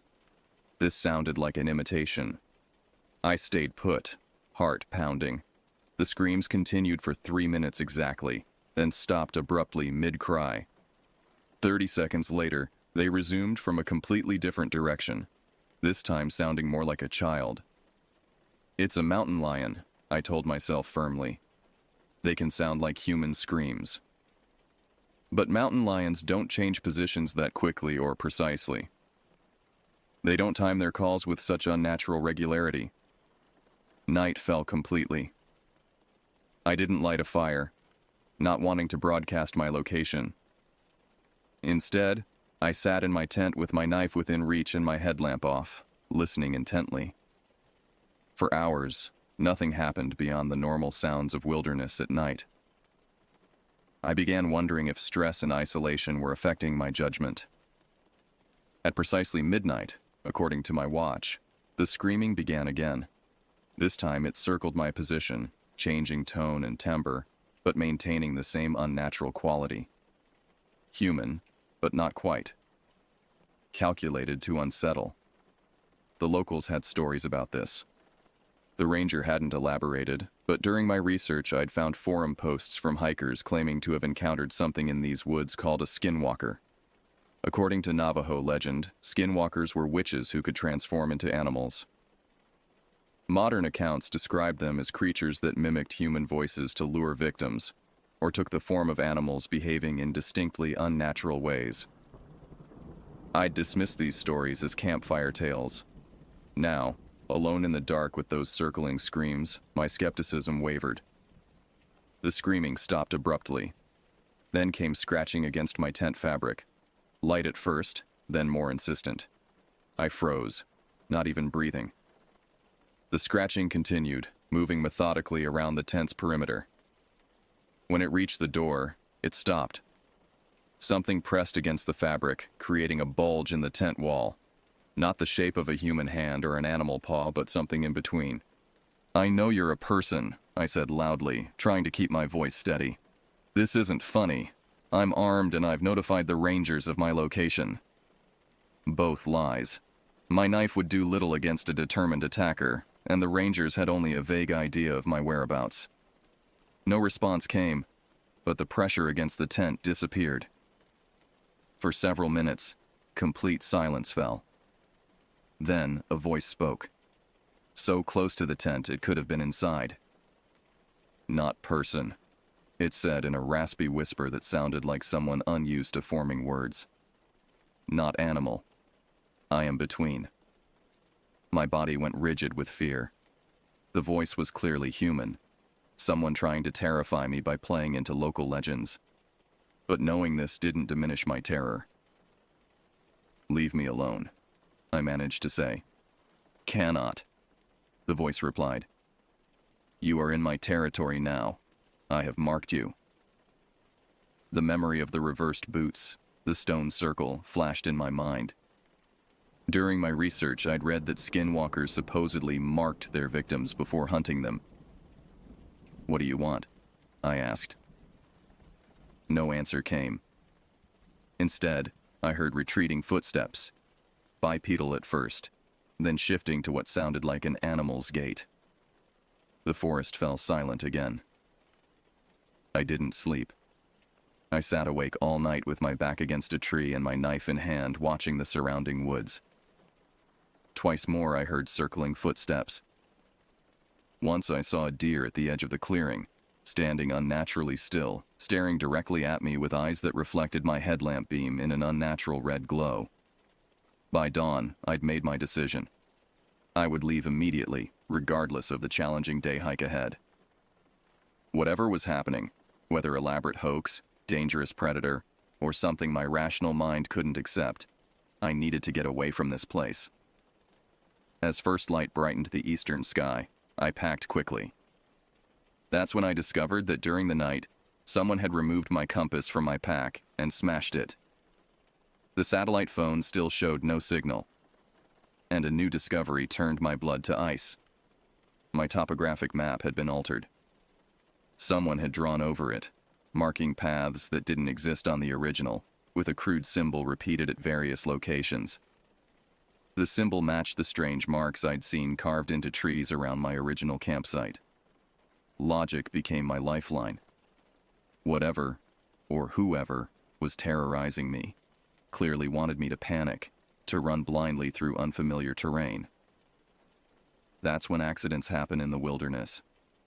That's when you become truly vulnerable. I forced myself to think methodically. Without my compass, I'd need to navigate by the sun. Without my map, I'd need to rely on landmarks I remembered. Most importantly, I needed to reach higher ground to possibly get satellite phone reception. The rising sun indicated east. The main trail that would lead back to civilization lay roughly northeast of my position. I shouldered my pack and began hiking uphill, away from the direction of the disturbing events of the night before. As I climbed, the forest grew thinner, offering better visibility. 2 hours into my hike, I reached a rocky outcropping that provided a vantage point across miles of wilderness. I tried the satellite phone again. Still nothing. Either it was damaged or something was actively blocking the signal, a thought I didn't want to dwell on. From my elevated position, I spotted a fire tower in the distance, maybe 5 miles away. An active tower would have radio communications and Forest Service personnel. It became my new destination. The day grew uncommonly hot for the season. My water supply, meant to last 5 days, would need careful rationing now that I was exerting myself more than planned. Every few hundred yards, I stopped to listen and observe. Several times I found those same strange markings carved freshly into trees along my path. Impossible to miss, as if my stalker wanted me to know they were still tracking me. Around midday, I discovered footprints on the trail ahead. Barefoot human prints that suddenly transformed mid-stride into what appeared to be deer tracks. The obvious staging of this display suggested psychological warfare rather than supernatural ability. Someone was going to extraordinary lengths to terrify me, using the Skinwalker legend as a template. But why? And who would know these remote woods well enough to track and anticipate my movements? By late afternoon, I'd covered about 3 miles toward the fire tower. Progress was slow due to my constant vigilance and the need to detour around areas where I felt particularly exposed. The sun would set in approximately 2 hours. I needed shelter before darkness fell. I found a defensible position beneath an overhanging rock face. Not ideal, but better than being completely exposed. As I set up a minimal camp, I discovered another disturbing development. Some of my food had been removed from my pack and replaced with small bundles of twigs bound with what looked like human hair. My remaining food would last 2 days at most. The water situation was becoming critical too. My filter had mysteriously disappeared, meaning I couldn't safely replenish from streams. As sunset approached, I heard it again. That unnatural screaming, now from multiple directions simultaneously. Impossible for a single person or animal to create such an effect. My stalker had accomplices or audio equipment. Either way, they were closing in. I made a desperate decision. Traveling at night was dangerous, but staying put might be worse. Using the last light of day, I gathered what I needed for overnight travel and left the heavier items behind. With my pack significantly lighter, I could move faster. As darkness fell completely, I began moving toward the fire tower, navigating by starlight. The screaming continued behind me, sometimes seeming to draw closer, sometimes fading. I maintained a steady pace, refusing to run and risk injury. 3 hours into my night journey, I heard something large moving parallel to my path, just out of sight in the trees. It matched my pace exactly. When I stopped, it stopped. When I moved, it moved. I caught glimpses of a tall, thin silhouette occasionally illuminated by moonlight, unnaturally tall, with movements that seemed disjointed. "I know you're human," I called out, summoning courage I didn't feel. "The Rangers are searching for me. They know where I am." A low laugh responded, the first genuinely human sound I'd heard from my stalker. Then words, spoken in that same raspy voice. "They never find people I take. 6 hikers gone in these woods. Rangers found nothing." My mind raced. There had been disappearances in these forests over the years. Hikers who ventured off trail and were never seen again.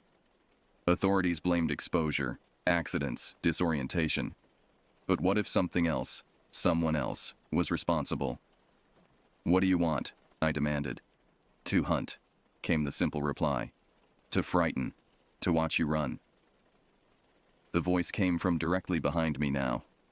I spun around, headlamp illuminating the trail, and found myself face to face with my stalker.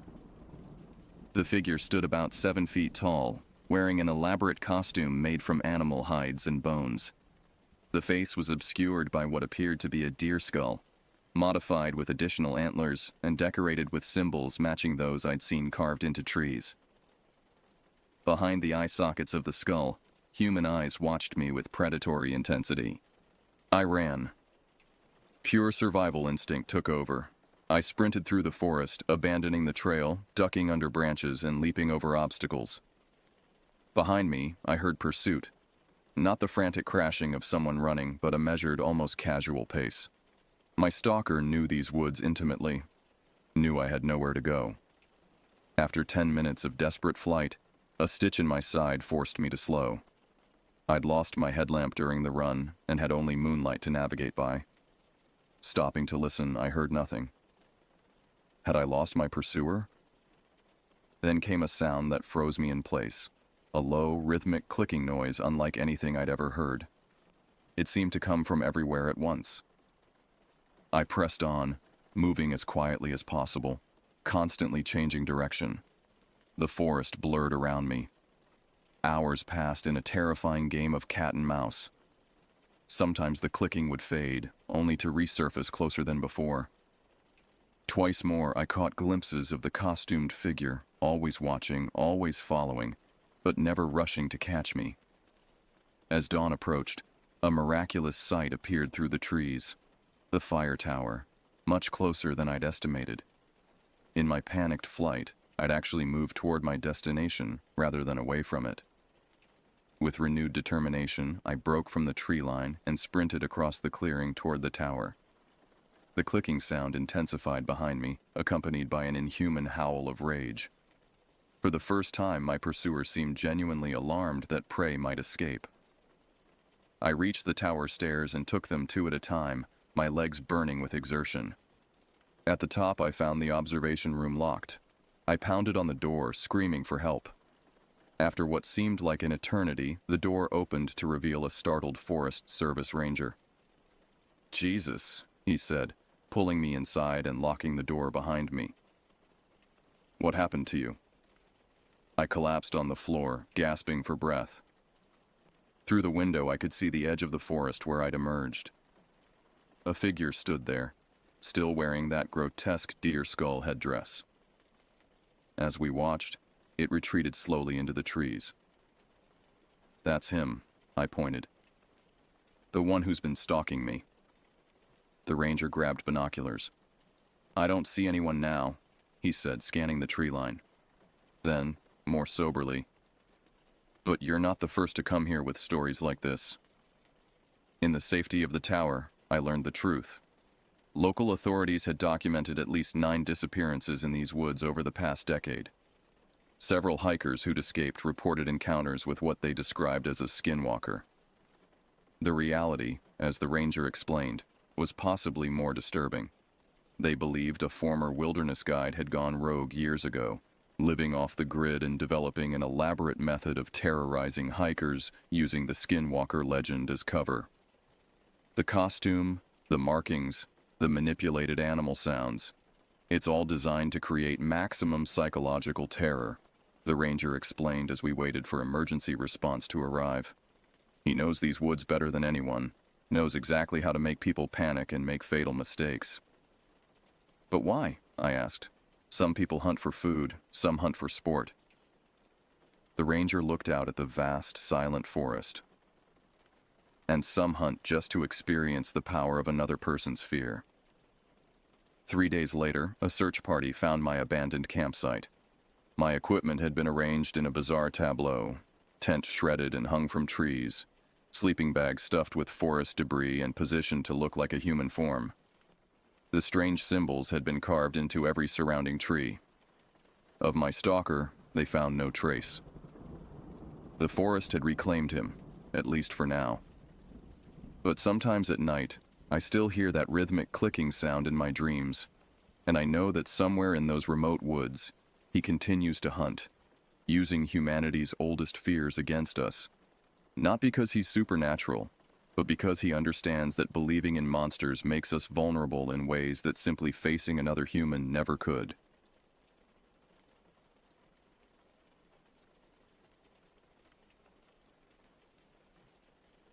Our town of Pinecrest sat on the edge of what locals called the North Woods, not because it was particularly northern, but because it stretched along the north side of our rural community. Houses were scattered across several acres each, with thick patches of forest serving as natural privacy barriers between properties. Growing up here meant learning to navigate these wooded areas as shortcuts between friends' homes. I was 15 that autumn, a sophomore at Pinecrest High, while my sister Catherine, Kate to everyone who knew her, was 17 and already planning her escape to college. Our parents, Robert and Ann Winters, were typical suburban professionals. Dad worked as an engineer for the local manufacturing plant, and Mom taught history at my high school. We lived in a modest 2-story colonial at the end of a winding cul-de-sac on Spruce Lane. On weekends, Kate and I often visited our friend Eleanor, Ellie, who lived about a mile away. Her house sat on the other side of a particularly dense stretch of woods, but we knew the path well. During daylight hours, the walk was pleasant, with dappled sunlight filtering through the canopy. After dark, however, the forest transformed into something altogether different.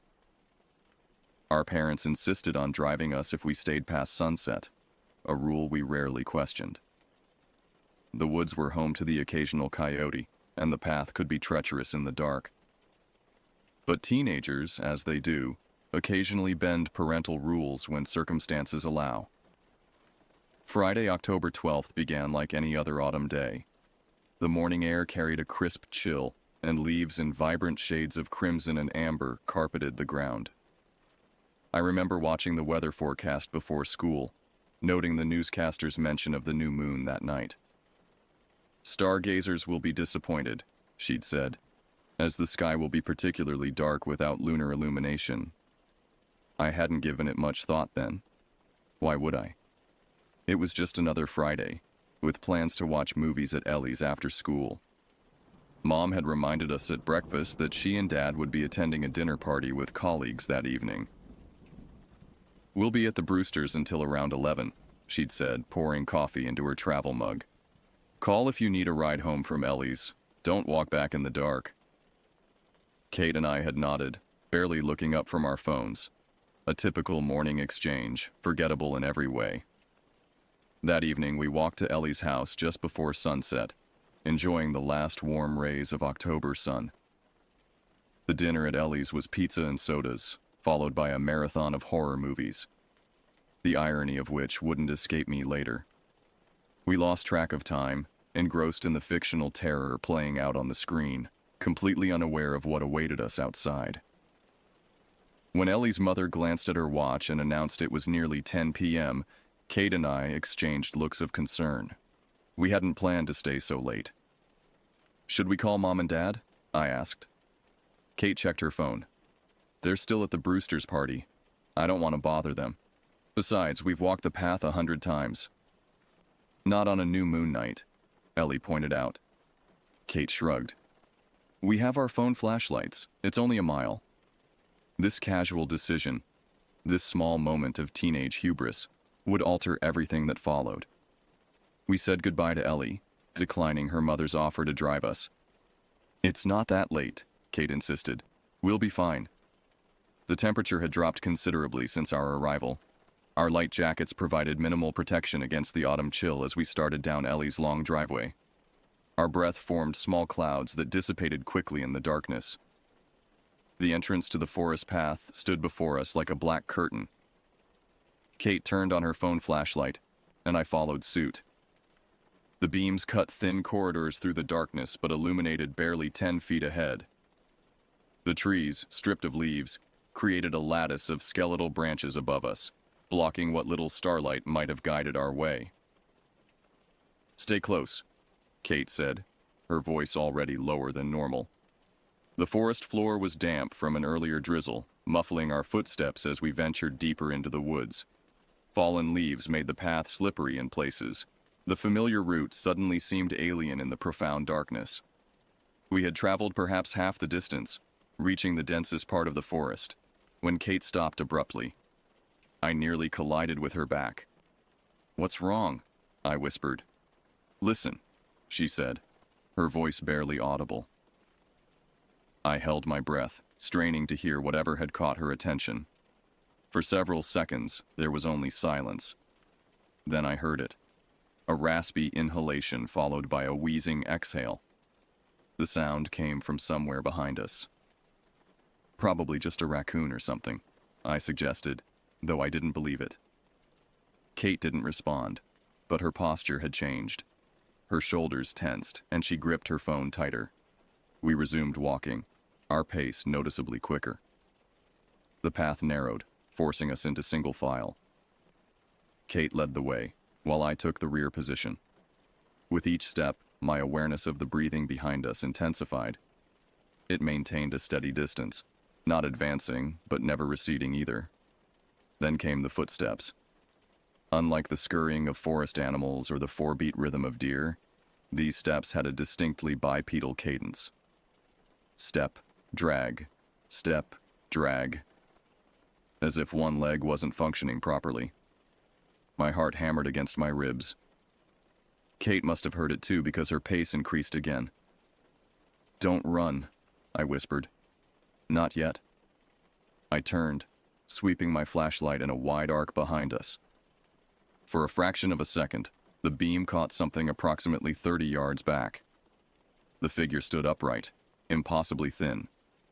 What struck me most was its skeletal appearance. Not the thinness of malnutrition, but a wrongness in its proportions.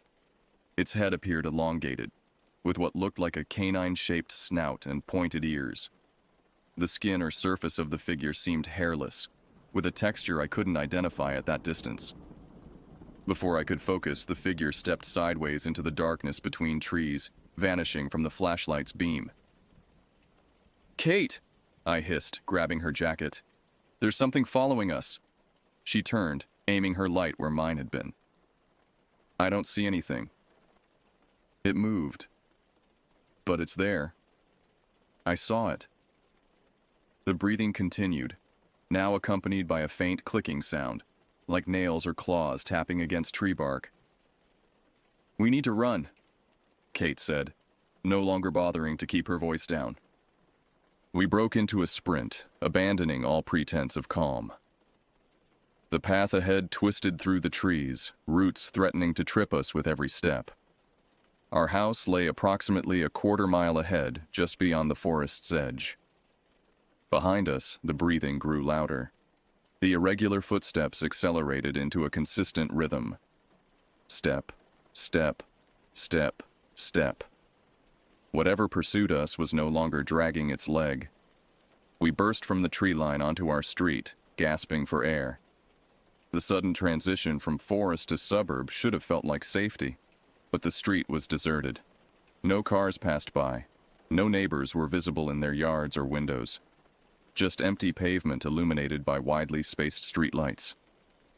Our house stood at the end of the cul-de-sac, porch light glowing like a beacon. We sprinted up the long driveway, our legs burning with exertion. Kate reached the front door first, yanking frantically at the handle. "It's locked!" she cried. "Your keys!" I reminded her between gasps. "You have your keys!" As she fumbled in her pocket, I turned to look behind us. For a moment, the street appeared empty. Then I spotted it. A figure crouched at the edge of our driveway, partially concealed by our neighbor's hedge. In the ambient light from nearby houses, its outline was clearer than before. The thinness I'd noticed was even more pronounced. Its limbs bent at unnatural angles, and its head remained disproportionately elongated. Most disturbing was the awareness that it was watching us.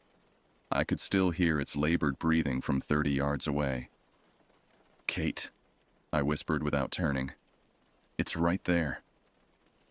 The jingling of keys seemed to last an eternity before she finally pushed the door open.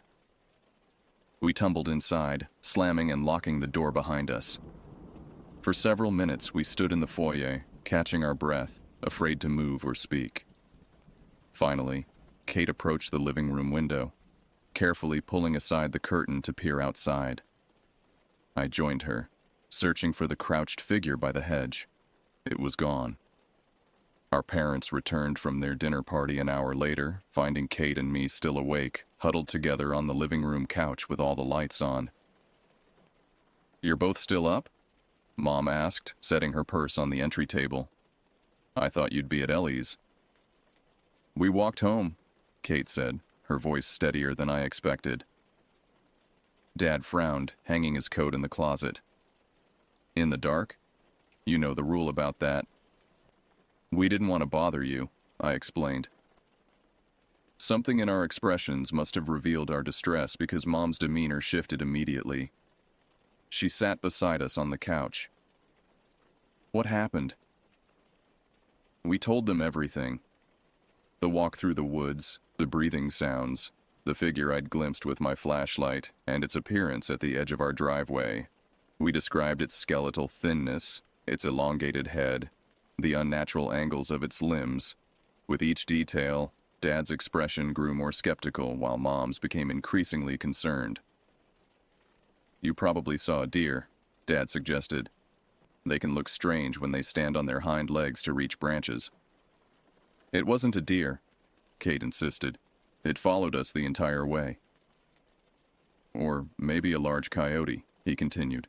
"They've been spotted in the area." "Coyotes don't walk on two legs," I said. Dad sighed, rubbing his temples.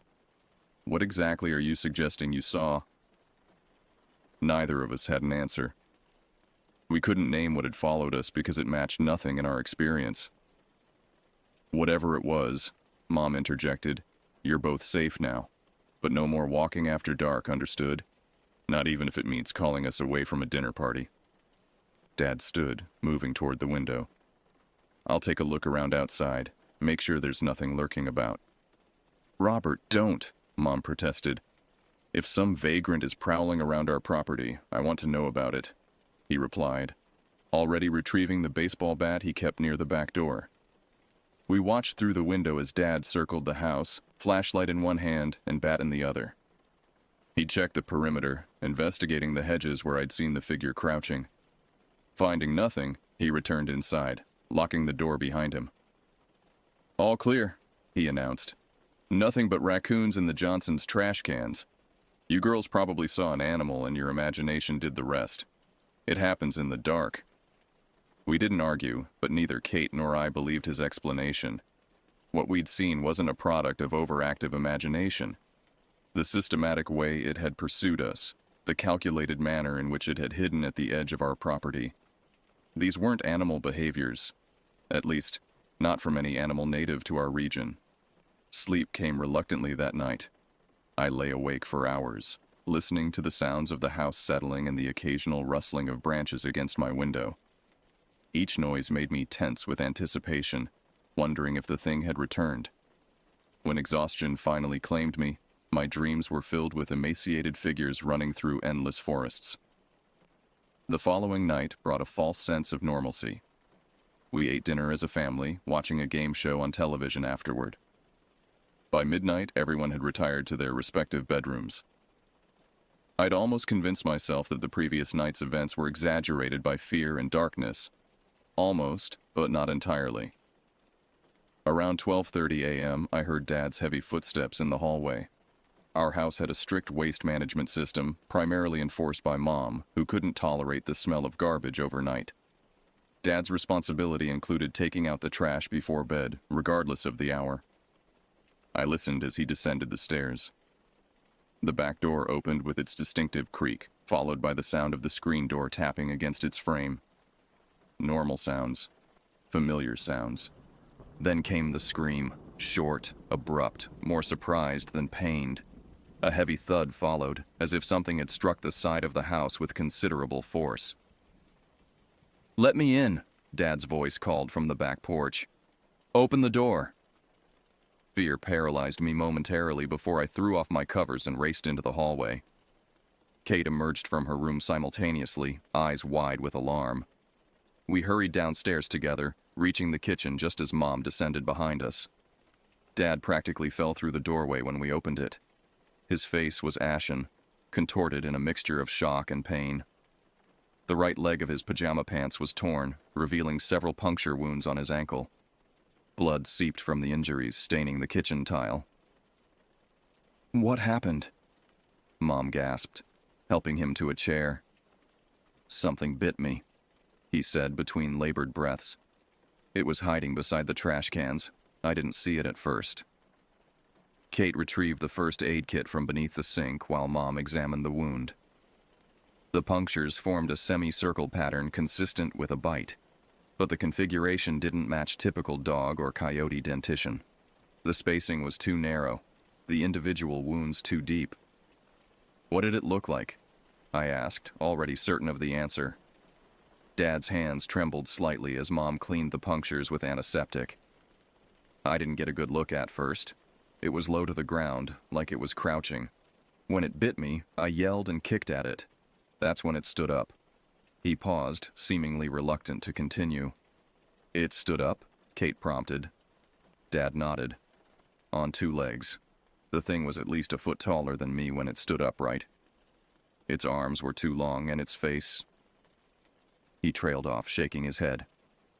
"I didn't see it clearly. It all happened so fast." "We need to call the police," Mom insisted, reaching for her phone. "And tell them what?" Dad countered. "That an unidentifiable creature bit me and disappeared into the night. They'll think I'm intoxicated or hallucinating." "Then the hospital," Mom insisted. "Those punctures are deep. You need antibiotics, possibly rabies prophylaxis." Dad didn't argue against medical attention. Within 20 minutes, Mom had helped him to the car, instructing Kate and me to lock all doors and windows and to call immediately if anything unusual occurred. They returned from the emergency room 4 hours later. Dad had received a tetanus booster, antibiotics, and the first in a series of rabies shots. The attending physician had documented the incident as a wild animal attack, species undetermined.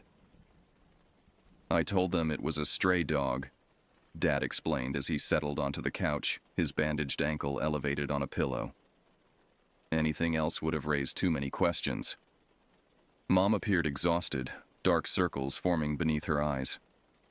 "The doctor said the bite pattern was unusual, not typical of canines in this region." "What else could it be?" Kate asked. No one offered an answer. The following days brought changes to our household routine. Dad installed motion sensor lights around the property's perimeter. He purchased a more sophisticated security system with cameras monitoring all entry points. The new family rule became absolute. No one went outside after sunset under any circumstances.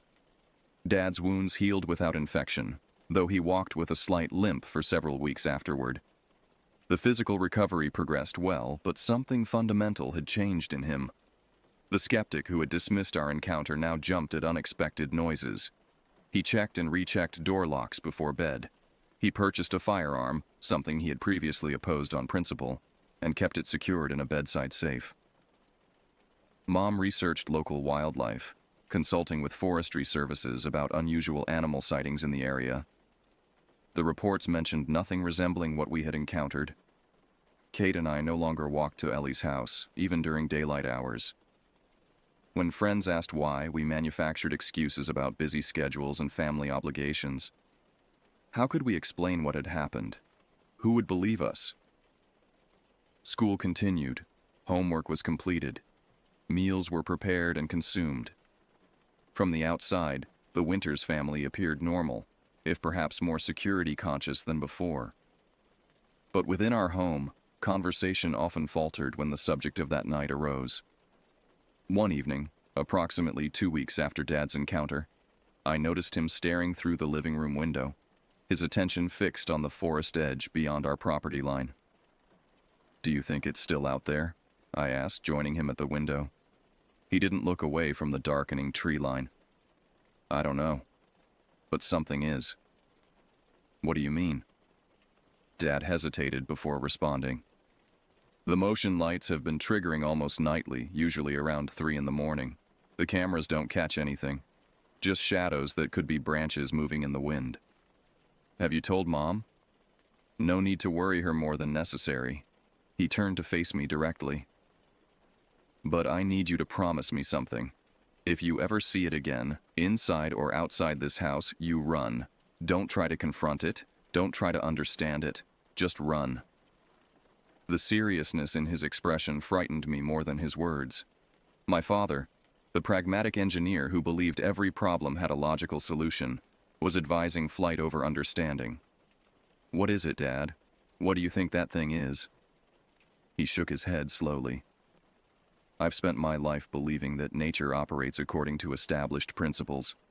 That unexplained phenomena simply lack sufficient investigation." He paused, returning his gaze to the window. "I'm no longer certain of that."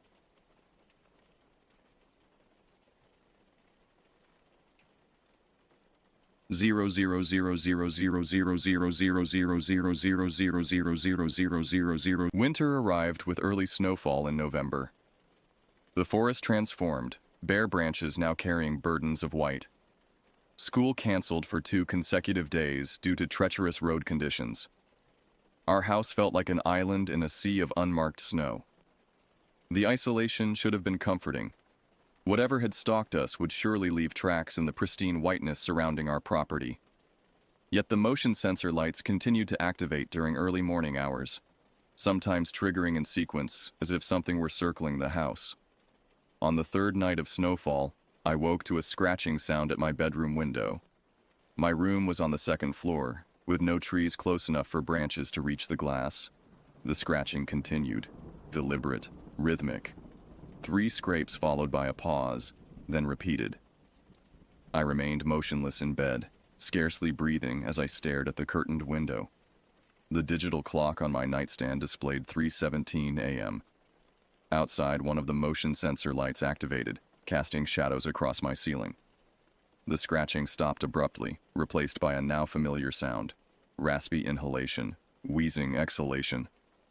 Something was breathing just outside my window, 20 feet above the ground. Moving as silently as possible, I reached for my phone on the nightstand.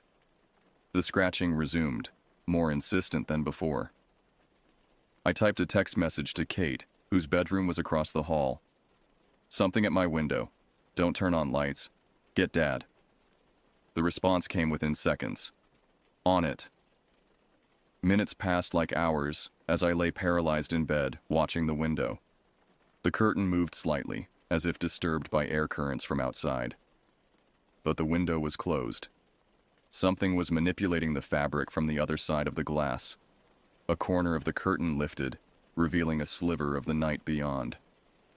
A long, thin appendage, neither clearly a finger nor a claw, had hooked the fabric's edge. The digit appeared jointed in too many places, its surface smooth and grayish in the dim light. The hallway outside my room suddenly flooded with light as Dad emerged from the master bedroom. The appendage withdrew instantly, releasing the curtain. Heavy footsteps approached my door, followed by Dad's voice calling my name. I didn't respond immediately, still watching the window. The breathing sound had ceased, but I couldn't shake the certainty that whatever had been there remained just out of sight. My bedroom door opened, revealing Dad with his newly purchased firearm in hand. Kate stood behind him, face pale with worry. "It was at the window," I whispered, pointing toward the curtain. "It was trying to look inside." Dad approached the window cautiously, using the barrel of the gun to separate the curtains. He peered outside, scanning the darkness before turning back to me. "There's nothing there now," he said, "but there are marks on the siding." He didn't elaborate on what kind of marks, and I didn't ask. We spent the remainder of the night in the living room, lights illuminating every corner. No one suggested returning to bed. No one mentioned calling authorities. We had crossed some threshold of understanding. This was our burden to bear alone because no one else would comprehend what we faced. When daylight finally arrived, Dad ventured outside to examine the exterior wall beneath my window. He returned with photographs on his phone. 4 parallel grooves cut into the vinyl siding, approximately 6 feet in length, leading up to my window. The marks didn't resemble claw scrapes or tool marks. They appeared almost deliberate, like a message inscribed in a language we couldn't decipher. That afternoon, Dad installed metal security grates over every window in the house. Mom didn't object to the expense or the prison-like appearance they created. None of us objected. We understood the necessity. Spring arrived, melting snow and revealing the dormant landscape beneath. 5 months had passed since our initial encounter. The scratching at my window hadn't repeated, though the motion sensors still occasionally activated without apparent cause. I had begun researching similar incidents, spending hours in the school library and online, searching for patterns that might explain what we had experienced. Kate, preparing for college in the fall, assisted when her schedule permitted. We compiled reports of unusual sightings, unexplained animal attacks, and aberrant wildlife behavior within a 100-mile radius of our town. Most accounts proved mundane upon closer examination: misidentified known animals, optical illusions created by lighting conditions, or outright fabrications. But a handful of reports contained details that resonated with our experience. A hiker in the national forest 30 miles north had photographed unusual tracks in mud, bipedal, but with an asymmetrical gait suggesting one leg differed from the other.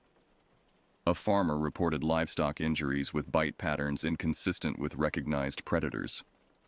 3 separate accounts described unusually tall, thin figures observed at forest edges during twilight hours. None provided definitive evidence, but collectively they suggested we weren't alone in our experience. Whatever had followed us home that night had encountered others before and since.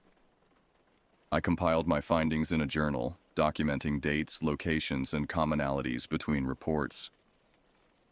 A pattern emerged. Sightings clustered along waterways and concentrated in areas where suburban development encroached upon old-growth forest. Our neighborhood, built 20 years earlier in what had once been continuous woodland, fit the profile perfectly. During a weekend exploration of the woods between our house and Ellie's, conducted in daylight and with Dad's reluctant permission, Kate and I discovered something unexpected. In a small clearing approximately halfway along the path, we found a crude structure assembled from fallen branches and strips of bark. The construction resembled a shelter or blind, positioned to provide a view of the path while remaining concealed by surrounding vegetation. "Someone built this," Kate said, examining the interwoven branches. "Recently." The implications disturbed us both. Either a person had constructed this observation post, suggesting human involvement in what we had experienced, or the thing itself possessed intelligence and purpose beyond animal instinct. We photographed the structure before continuing our investigation. Deeper in the woods, approximately 50 yards from the main path. We discovered a small cave entrance partially concealed by boulders. The opening was narrow, perhaps 3 feet in height and 2 feet wide, but darkness prevented us from seeing how far the cavity extended. A peculiar odor emanated from the opening, not the expected earthiness of a natural cave, but something sharper, more acrid. It reminded me of a chemistry lab with undertones of decay. "We should come back with flashlights," Kate suggested. I disagreed emphatically. "We shouldn't come back at all." We marked the location on a map before returning home, sharing our discoveries with our parents. Dad's reaction surprised us both. Rather than dismissing our findings or cautioning against further exploration, he immediately contacted a friend who worked for the state environmental agency. 2 days later, Dad's friend arrived with equipment to inspect the cave. We watched from a distance as he donned protective gear before entering the narrow opening. He emerged 30 minutes later, his expression unreadable behind his respirator mask. The official report, delivered a week later, described the cave as unremarkable, a natural formation approximately 12 feet deep with no signs of animal habitation or human activity. Air samples revealed elevated levels of methane and sulfur compounds consistent with organic decomposition, explaining the unusual odor. Dad's friend pulled him aside before departing, a conversation we weren't meant to overhear but did anyway. "There's something else," he said quietly. "The interior walls show signs of modification. Tool marks. Someone has been enlarging that space deliberately." The shelter Kate and I discovered disappeared 3 days later. Whether removed by park services, destroyed by weather, or dismantled by whoever, or whatever, had constructed it remained unclear. Summer arrived with increased daylight hours and reduced anxiety. The motion sensors triggered less frequently. Dad's hypervigilance eased somewhat, though our family rule regarding nighttime outings remained strictly enforced. Kate prepared for her departure to college in August. I helped her pack, sorting through childhood mementos and deciding what deserved space in her dormitory room. During this process, we discussed the events of the past year with a frankness we had previously avoided. "Do you think it's gone?" I asked, folding a sweater to place in her suitcase. She considered the question thoughtfully. "I don't think it was ever really here, not completely. It exists at the periphery, where civilization meets wilderness, where light meets darkness." "That's not very scientific," I noted. Kate smiled sadly. "Not everything can be explained through scientific methodology. Some experiences defy categorization." But we both saw it. Dad saw it too. It physically injured him. "I'm not saying it wasn't real," she clarified. "I'm saying its reality might operate according to principles we don't understand." The conversation drifted to lighter topics, but Kate's perspective lingered in my thoughts. Perhaps we had encountered something that existed in the interstices of our reality, not supernatural, but natural in a way human experience rarely intersects. The night before Kate departed for college, our parents hosted a small gathering of family friends. During dinner, conversations flowed easily around topics of weather, politics, and community events. No one mentioned strange encounters or unexplained phenomena. As twilight descended, guests moved to the back patio to enjoy the mild evening air. I remained inside, observing through the sliding glass door as Dad recounted an amusing work anecdote. The normality of the scene struck me as surreal after months of heightened awareness and fear. Movement at the forest edge caught my attention, a subtle displacement of shadows beneath the trees. I watched, pulse quickening, as a figure gradually resolved from the darkness. It stood upright, impossibly thin, partially concealed behind a large oak tree. Even at this distance, I could discern its elongated head and the unnatural angles of its limbs. It observed our gathering with what felt like calculated interest. Not predatory, not threatening, but coolly analytical. When it sensed my attention, its gaze shifted toward the house, meeting my eyes through the glass door. Recognition passed between us, a moment of mutual acknowledgement. It had followed us home that night, had injured my father, had scratched at my window. Now it simply observed, as if studying our behavior for some incomprehensible purpose. I should have alerted the others. I should have pointed and screamed and drawn everyone's attention to the creature lurking at the forest's edge. Instead, I maintained its gaze until it deliberately stepped backward, melting into the deepening shadows. Kate found me still staring at the empty tree line minutes later. "Everything okay?" she asked.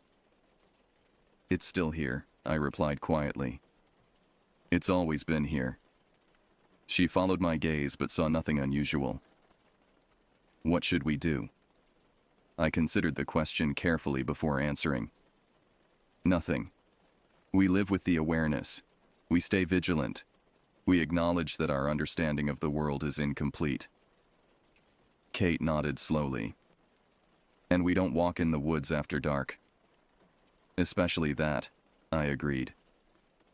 That night, as our household settled into silence, I stood at my bedroom window, looking out at the forest beyond our property. The security grate created a cross-hatched pattern across my view, a constant reminder of what lurked beyond. The motion sensor light activated briefly, illuminating the yard for 30 seconds before darkness returned.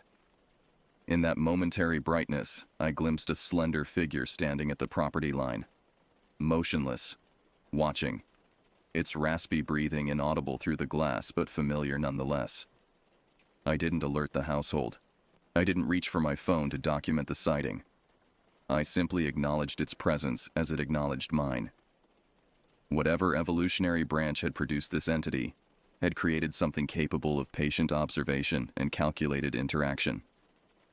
It wasn't merely an animal, yet it wasn't human either. It existed in a classification entirely its own. The light deactivated, returning the yard to darkness. The figure remained, visible now only as a slightly deeper shadow among shadows. I knew it would continue its vigil throughout the night, just as it had for months. I closed my curtains and turned away from the window. Tomorrow Kate would leave for college. Life would continue with its predictable rhythms and obligations, and in the woods surrounding our home, something would continue watching and waiting, studying our patterns and behaviors for reasons I might never comprehend. Whatever followed us home that night, I remain convinced it's still out there, lying in wait, observing our movements, learning our habits. Not a supernatural entity from folklore or fiction, but something that evolved alongside us, remaining hidden at the boundaries of human experience, watching, waiting, adapting. A reminder that our knowledge of the natural world remains profoundly incomplete.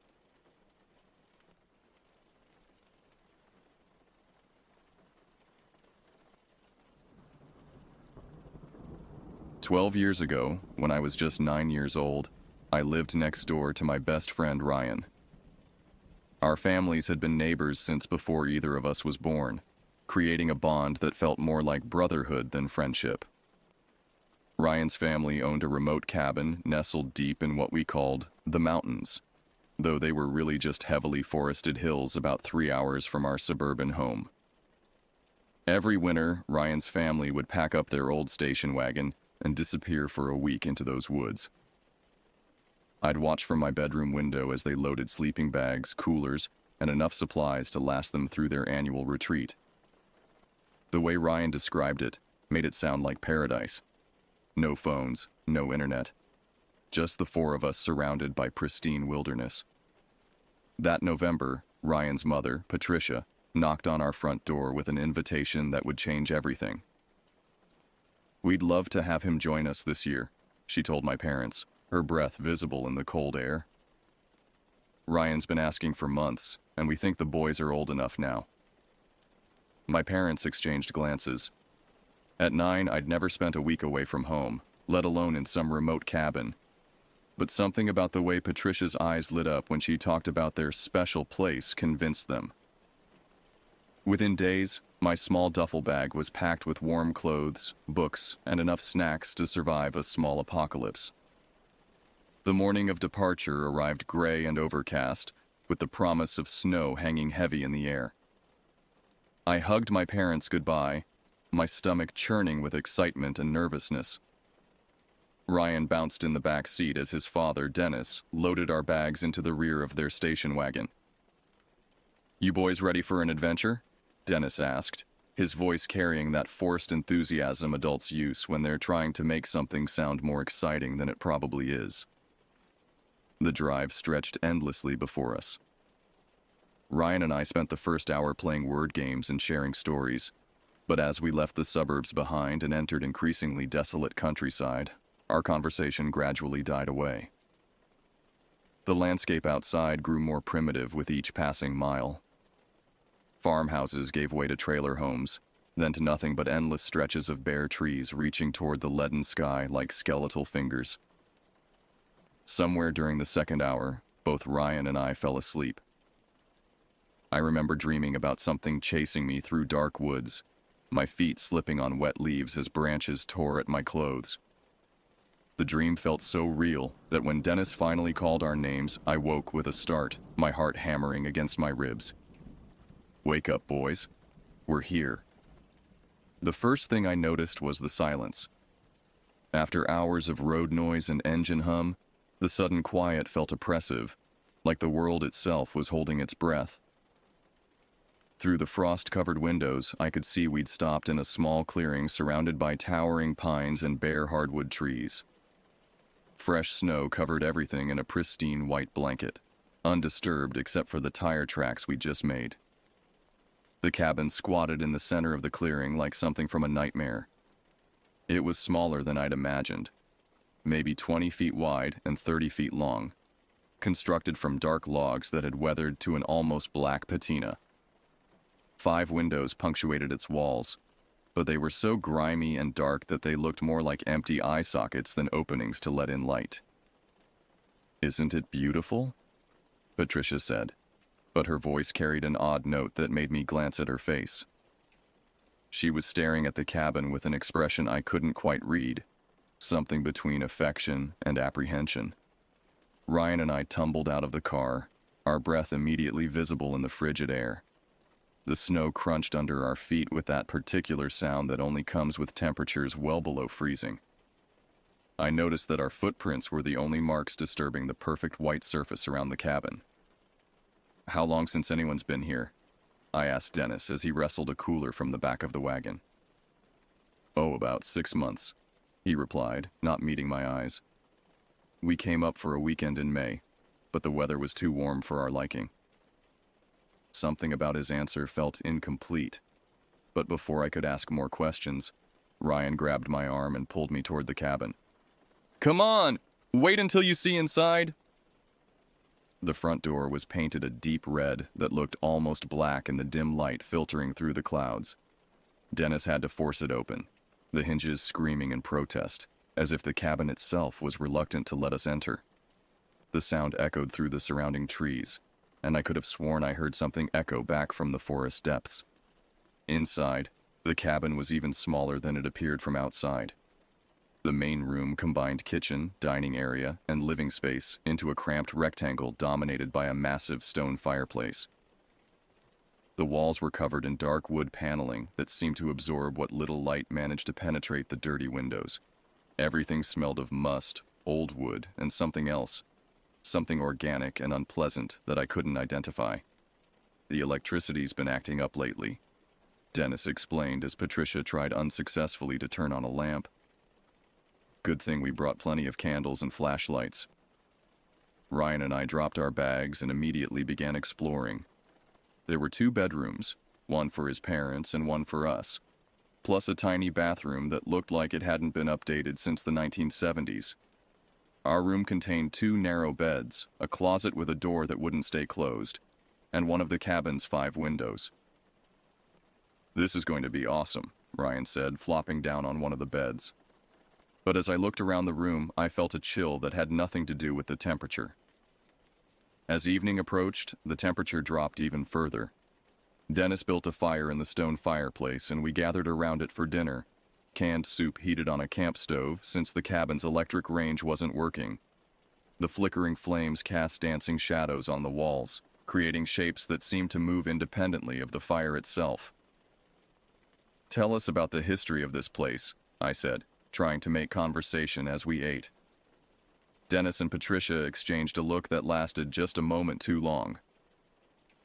"It's been in Dennis's family for generations," Patricia finally said. "His great-grandfather built it back in 1932. "Has anything interesting ever happened here?" Ryan asked, sensing the same undercurrent of tension that I'd noticed.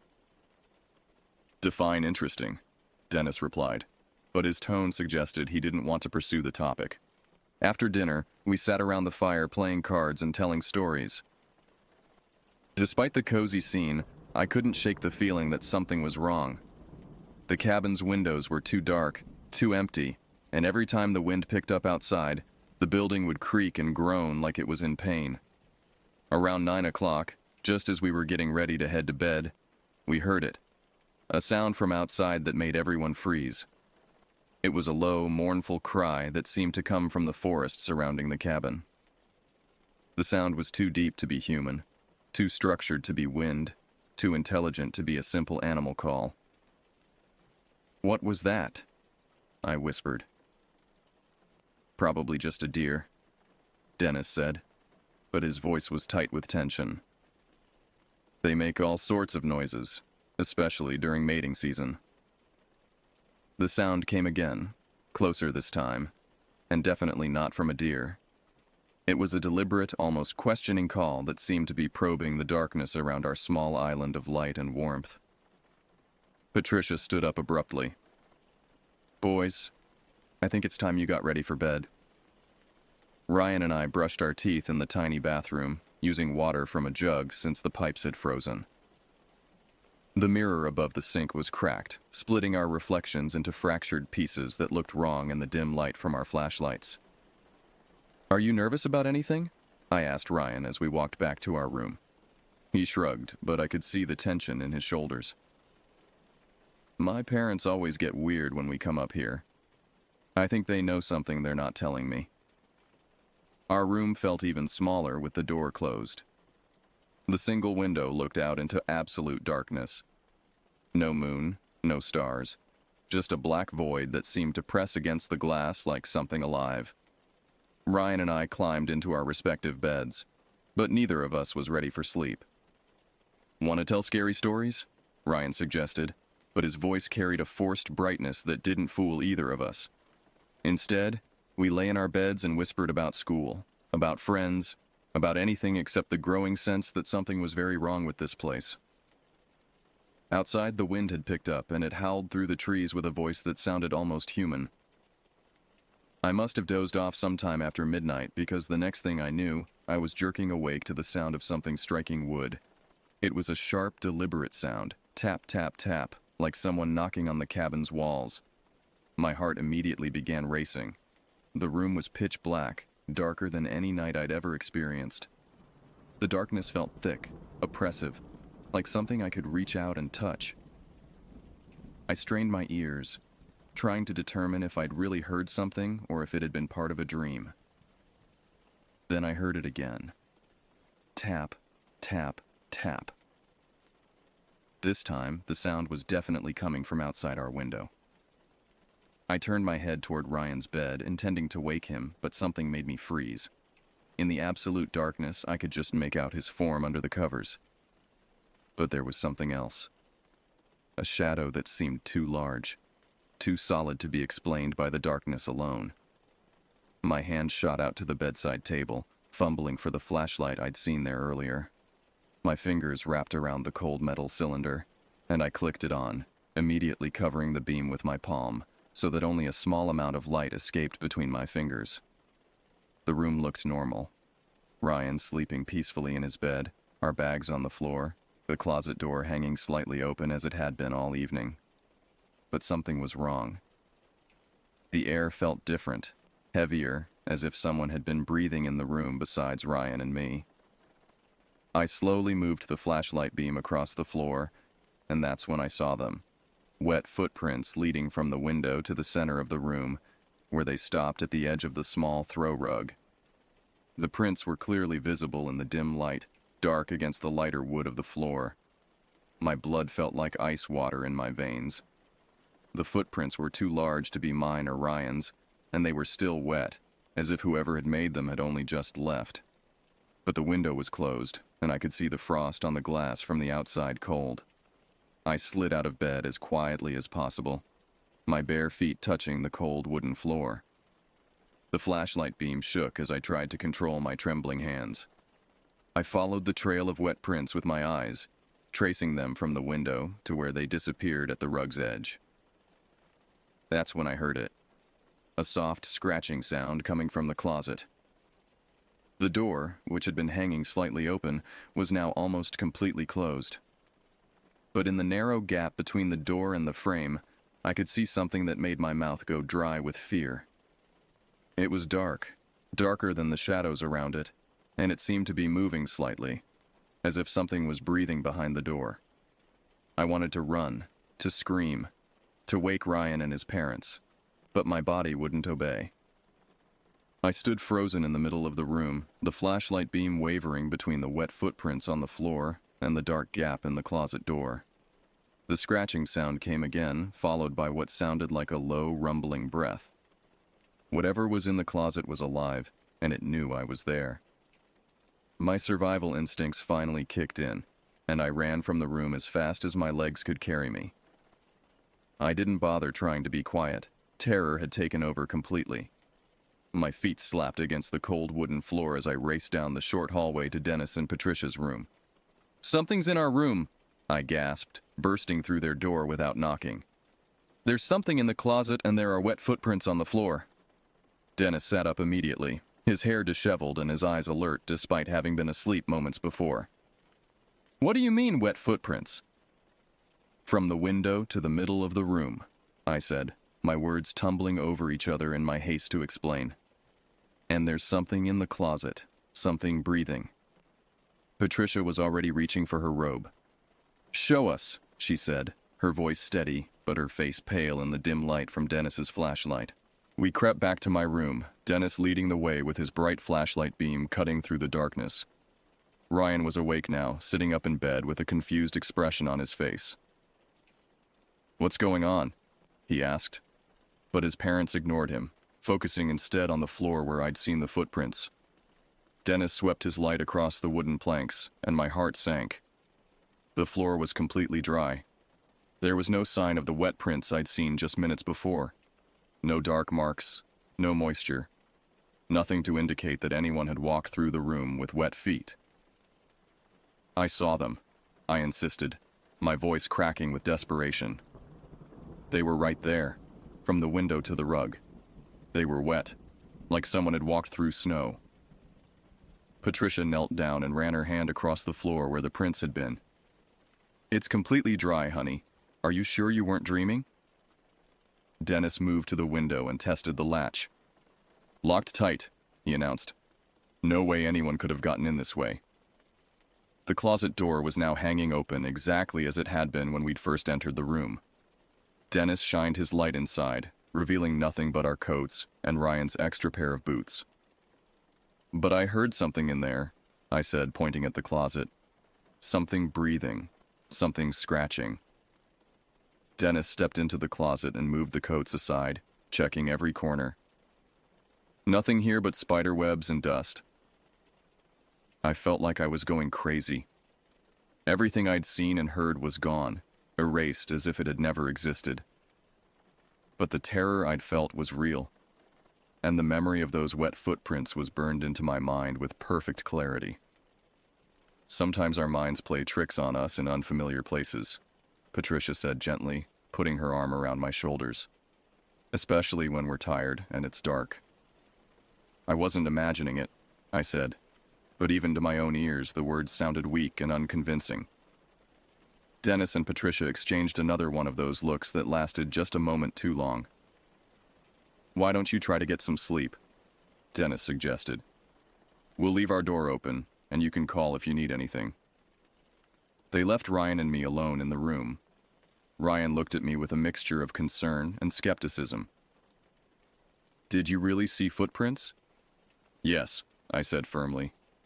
And something was in that closet, something that didn't belong there. Ryan nodded slowly. This place gives me the creeps too. I've never liked coming here, but my parents insist on it every year. I climbed back into bed, but I kept the flashlight clutched in my hand under the covers. Every shadow seemed to hide a potential threat. Every sound from outside made me tense up with fear. The wet footprints might have disappeared, but whatever had made them was still out there, still watching, still waiting. Sleep came in short, fitful bursts. Every time I began to drift off, I'd snap awake at the slightest sound.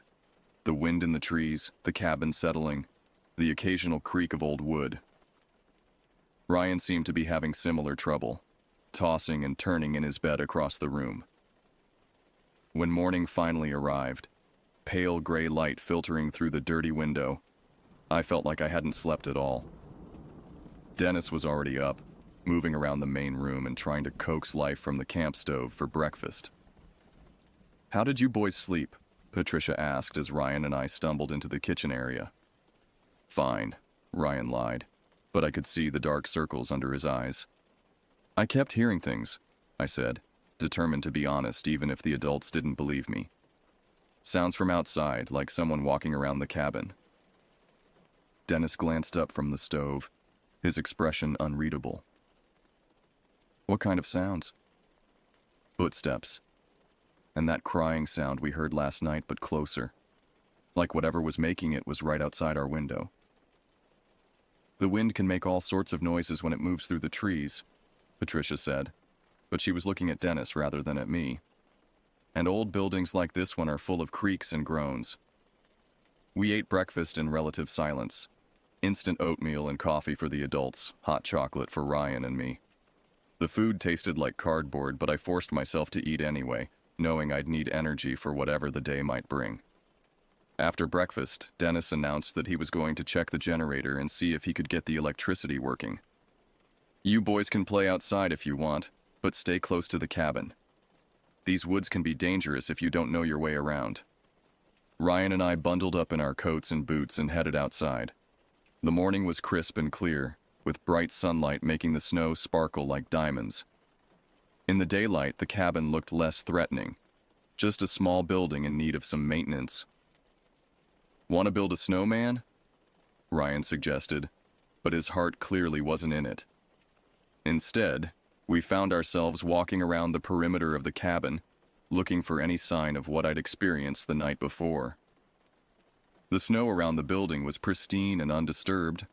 No footprints except for the ones we were making and the tire tracks from our arrival. "If someone was walking around out here, wouldn't there be tracks?" Ryan asked. It was a logical question and I didn't have a good answer. The snow looked like it had been undisturbed for hours, possibly days. But I knew what I'd seen inside the cabin, and I knew it hadn't been a dream. We spent the morning playing half-heartedly in the snow, building a lopsided snowman and having a brief snowball fight. But the whole time, I felt like we were being watched. The feeling was so strong that I found myself constantly glancing over my shoulder toward the tree line, expecting to see something staring back at me. "Do you feel that?" I asked Ryan during a lull in our play. "Feel what?" "Like someone's watching us." Ryan looked around nervously. "Now that you mention it, yeah, it's like the woods have eyes." We didn't talk much after that, both of us lost in our own thoughts and fears. The day seemed to drag endlessly, and I found myself looking forward to the evening, when we could at least be inside with the doors locked and the fire burning. But as the sun began to set and the shadows grew longer, I realized that the approaching night brought its own terrors. Whatever had been in our room the night before would be back, and this time, I wasn't sure we'd be so lucky. I woke the next morning to the sound of frantic activity.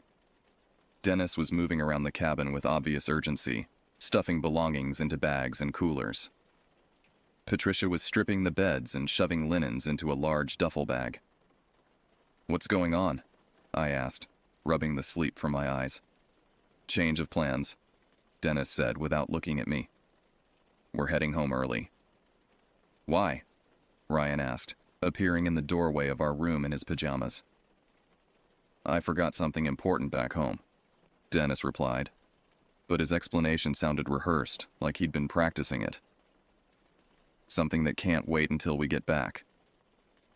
Within 30 minutes, everything was packed and loaded into the station wagon. Ryan and I barely had time to get dressed before we were bundled into the back seat, still in our pajamas with our clothes stuffed into plastic bags. Can't we at least eat breakfast first? Ryan asked, but his parents ignored him. Dennis started the engine and backed out of the clearing with more speed than seemed safe on the snowy drive. I turned to look back at the cabin through the rear window, and for just a moment, I could have sworn I saw something move past one of the dark windows. The drive home was tense and silent. Dennis gripped the steering wheel with white knuckles, his eyes constantly checking the rearview mirror as if he expected something to be following us. Patricia stared straight ahead, her jaw set in a hard line. Did something happen? I finally asked. Nothing happened, Dennis said, but his voice was tight with strain. We just need to get home. Ryan and I exchanged glances. We both knew that something had definitely happened, something that had frightened his parents badly enough to make them abandon their annual vacation after just 2 days. The 3-hour drive felt like an eternity. I kept expecting Dennis to pull over and explain what was really going on, but he drove straight through without stopping. When we finally pulled into Ryan's driveway, I was almost dizzy with relief. My parents were surprised to see us back so early, but they accepted Dennis's explanation about forgetting something important. I hugged them extra tight that night, grateful to be home in my own bed, surrounded by familiar sounds and smells. But the questions remained. What had Dennis really seen or heard that morning? Why had he been so desperate to get us away from the cabin? And most importantly, what had been in our room that first night? The answers to those questions didn't come until last Christmas, 3 years later. Ryan and I were both 12 now, old enough to handle the truth, according to Dennis. Our families had gathered for their annual Christmas Eve dinner, and after the younger kids had been put to bed, the adults were sitting around the living room with their coffee and wine. Remember that cabin trip we took a few years back? Dennis said suddenly, looking at Ryan and me. The one where we came home early? Ryan and I both nodded, immediately alert. This was the conversation we'd been waiting for. I think you boys are old enough now to hear what really happened that morning. Dennis continued, his voice serious. And I think you deserve an explanation for why we left so suddenly. Patricia looked uncomfortable, but she didn't object. Are you sure this is a good idea? They lived through it, Dennis said. They have a right to know. He took a deep breath and began his story. I got up early that morning, just after sunrise. The generator wasn't working, and I wanted to see if I could figure out what was wrong with it. I went outside and started walking around the cabin, looking for the problem. Dennis paused, running his hand through his hair. That's when I saw them. Footprints in the snow, leading from the woods directly to the window of your room. But they weren't normal footprints. What do you mean? I asked, though I was pretty sure I already knew. They were too big to be human, for one thing. And they were shaped wrong. Like something walking on its hands and feet, but with long, thin toes. More like claws than toes. Ryan and I exchanged glances. This matched what I'd seen inside the cabin that night. The wet prints that had mysteriously disappeared. I followed the trail around the cabin, Dennis continued. The prints went all the way around the building, stopping at every window. Whatever had made them had been checking every possible entrance, like it was looking for a way inside. Did you find where they led? I asked. Dennis nodded grimly. They went to the back of the cabin, to the old root cellar door. The door was open and the prints went down into the cellar. But here's the thing. There were no prints coming back out. The room fell silent. I could hear my heart beating in my ears. I got my flashlight and went down into the cellar, Dennis said. It's just a small space, maybe 8 feet square. with stone walls and a dirt floor. But in the far corner, I found something that made my blood run cold. He paused, looking at each of us in turn. There was a crude nest made from old blankets and newspapers, and scattered around it were bones. Small bones, like from rabbits or birds. But some of them looked different. What kind of different? Ryan asked in a whisper. Human different. Small human bones, like from fingers or toes. Patricia stood up abruptly. Dennis, that's enough. They don't need to hear this. Yes, they do, Dennis said firmly. They were there. They deserved to know what was living underneath them. He turned back to us. I came upstairs and told your mother to pack immediately. While she was getting everything ready, I searched the cabin one more time. I wanted to make sure that whatever was down there hadn't gotten inside during the night. Did you find anything? I asked, though I was afraid of the answer. I checked your room last, Dennis said. Everything looked normal at first, but when I opened the closet door, I saw something that will haunt me for the rest of my life. He stopped talking, staring at his hands. What? Ryan prompted. Eyes, Dennis said quietly. Black eyes, watching me from the back of the closet. They were too low to be human, crouched down like an animal. And when I shined my flashlight on them, they reflected the light back at me like a cat's eyes. I felt cold all over. What did you do? I closed the door and got the hell out of there. Whatever was living in that cellar had found a way into the cabin, and it had been in your room while you were sleeping. Dennis looked at me directly.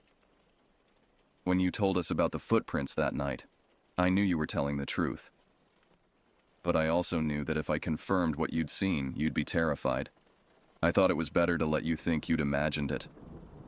But the footprints were gone when you came to look, I said. No, they weren't, Dennis replied. They were still there. I could see them clearly. But I pretended they weren't because I didn't want to panic you before I could figure out what to do. The room was completely silent, except for the ticking of the grandfather clock in the corner. Outside, snow was beginning to fall, and I couldn't help but think about that other snowy night when something inhuman had stalked around our cabin, looking for a way inside. Have you ever been back? Ryan asked. Dennis shook his head. Never, and we never will. That cabin has been in my family for generations, but some things are more important than tradition. He looked at both of us seriously. I want you boys to promise me something. If you ever find yourselves in a situation where you feel like you're being watched, where you hear strange sounds or see things that don't make sense, trust your instincts. Don't let anyone convince you that you're imagining things. Sometimes the scariest monsters are the ones that are completely real. As I drove home that night, I couldn't stop thinking about Dennis's words. For 3 years, I'd wondered if I'd really seen those wet footprints, if something had really been breathing in our closet. Now I knew the truth. And somehow that was more terrifying than not knowing. Because if it had happened once, it could happen again. And next time, we might not be so lucky. The snow continued to fall as I pulled into my driveway, and I found myself checking the shadows around my house before I went inside. Some fears, once planted, never really go away. They just wait in the darkness, patient and hungry, for the right moment to return.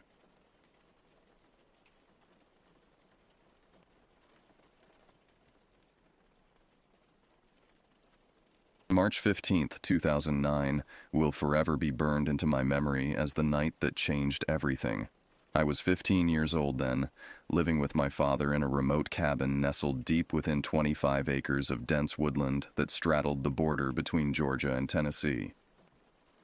The isolation that once felt like freedom would soon become our prison.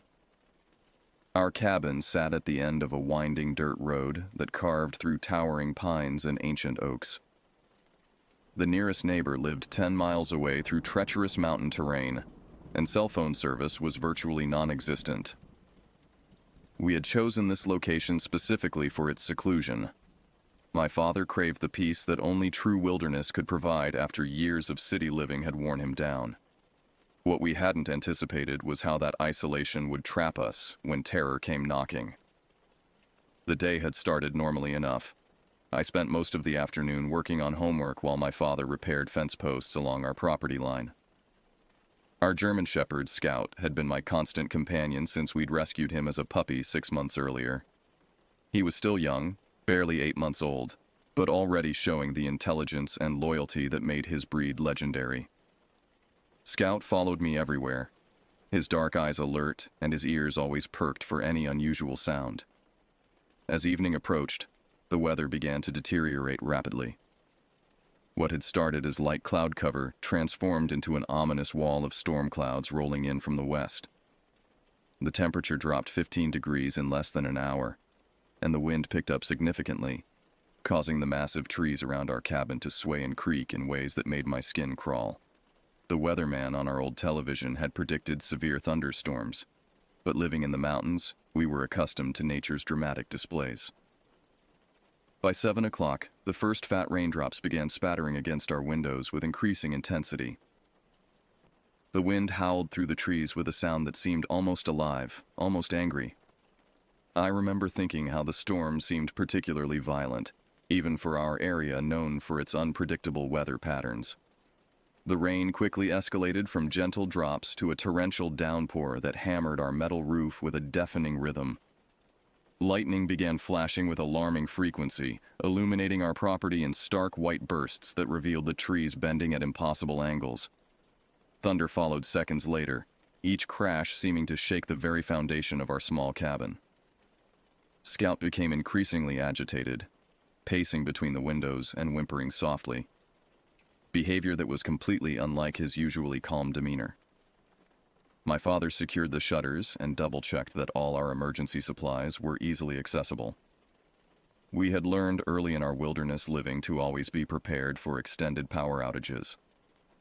Our backup generator sat in a small shed 50 feet from the cabin, and we kept multiple flashlights, battery-powered radios, and enough canned food to last a week stored in our pantry. The storm's intensity continued building throughout the evening. What had started as a typical spring thunderstorm evolved into something far more sinister. The wind reached speeds that made our cabin's wooden frame groan and protest with each powerful gust. Tree branches scraped against our roof with sounds that resembled fingernails on a chalkboard, setting my nerves on edge. As the night deepened, the storm showed no signs of abating. If anything, it seemed to be growing stronger, more violent. The lightning strikes became so frequent that our cabin was illuminated almost continuously in an eerie, strobing light that cast dancing shadows throughout our home. Each thunderclap seemed louder than the last, rattling our windows and making normal conversation nearly impossible. Scout's behavior became increasingly erratic as the storm intensified. He would stand at different windows, his hackles raised and his body rigid with tension, staring out into the darkness as if he could see something that remained invisible to us. His low growls were barely audible over the storm's chaos, but I could feel the vibrations through the floorboards when I sat near him. At exactly 9:47 p.m., the power went out. The sudden plunge into darkness was jarring after hours of the strobing lightning. Our cabin, which had felt cozy and secure just moments before, suddenly seemed vulnerable and exposed. The familiar hum of our refrigerator, the gentle glow of our table lamps, the reassuring presence of our television, all vanished in an instant, leaving us surrounded by an oppressive blackness that seemed to press against us from all sides. I was in the living room when it happened, having just finished watching an episode of The Dukes of Hazzard on our old television set. The show had been a comforting distraction from the storm's fury, its light-hearted action providing a stark contrast to the violence raging outside our walls. When the screen went black and the familiar background noises of our electronic devices died away, the full force of the storm's sound seemed to double in intensity. The rain pounding our roof became thunderous without the buffer of background noise. The wind's howling took on an almost human quality, rising and falling in patterns that seemed deliberately menacing. Tree branches continued their assault on our roof and walls, but now each scrape and thud made me jump with startled fear. Scout immediately moved to my side, his warm body pressing against my leg as if sensing my growing unease. Even in the darkness, I could feel his tension, his muscles coiled and ready for action, his breathing quick and shallow. His behavior was becoming increasingly concerning, as if he sensed something in the storm that went beyond mere weather.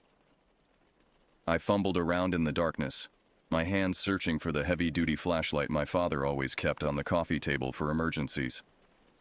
The familiar weight of the metal casing felt reassuring in my grip as I clicked it on, sending a beam of bright LED light cutting through the blackness.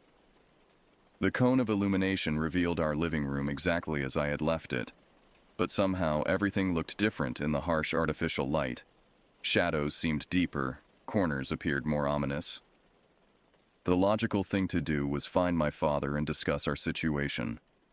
Our backup generator could restore power, but running it during such a violent storm posed risks. Lightning strikes on metal could be catastrophic, and the generator's noise might mask important sounds, like someone approaching our isolated cabin. I called out for my father, but my voice was swallowed by the storm's roar.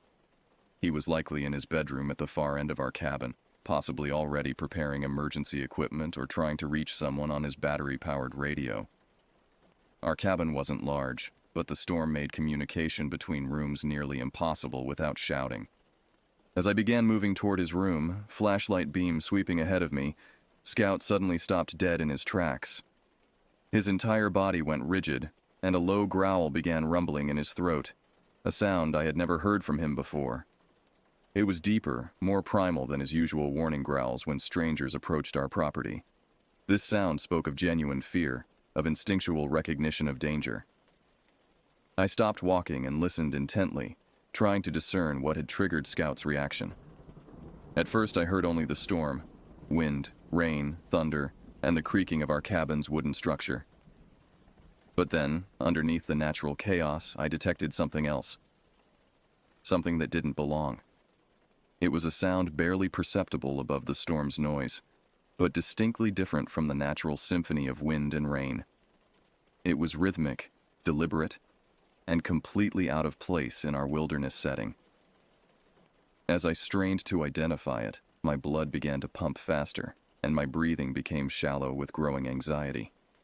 The sound was footsteps, heavy, measured footsteps circling our cabin in the darkness, just audible enough to confirm they weren't my imagination. Each step landed with significant weight, far heavier than any normal person would produce. The rhythm was slow and deliberate, as if whatever was making them was taking time to examine our home, studying it for weaknesses or points of entry. Scout's growling intensified, and he began backing away from the windows, pressing closer to me as if seeking protection. His ears were pinned back against his head, and I could see the whites of his eyes in my flashlight beam, clear signs of extreme distress in a dog that had never shown fear of anything. The footsteps continued their circuit around our cabin, pausing occasionally at what I assumed were our windows and doors. During these pauses, the silence became even more terrifying than the sound of movement. I imagined whatever was out there pressing its face against our glass, studying the interior of our home, planning its next move. The realization that something was deliberately circling our cabin sent waves of terror coursing through my body. This wasn't a lost hiker seeking shelter, nor was it one of the occasional hunters who sometimes wandered onto our property. The methodical nature of the movement, combined with Scout's obvious fear, told me that whatever was outside posed a genuine threat. I forced myself to remain as quiet as possible, controlling my breathing and moving with careful precision to avoid making any noise that might alert our unwelcome visitor to my exact location within the cabin. The flashlight in my hand suddenly felt like both a necessity and a liability.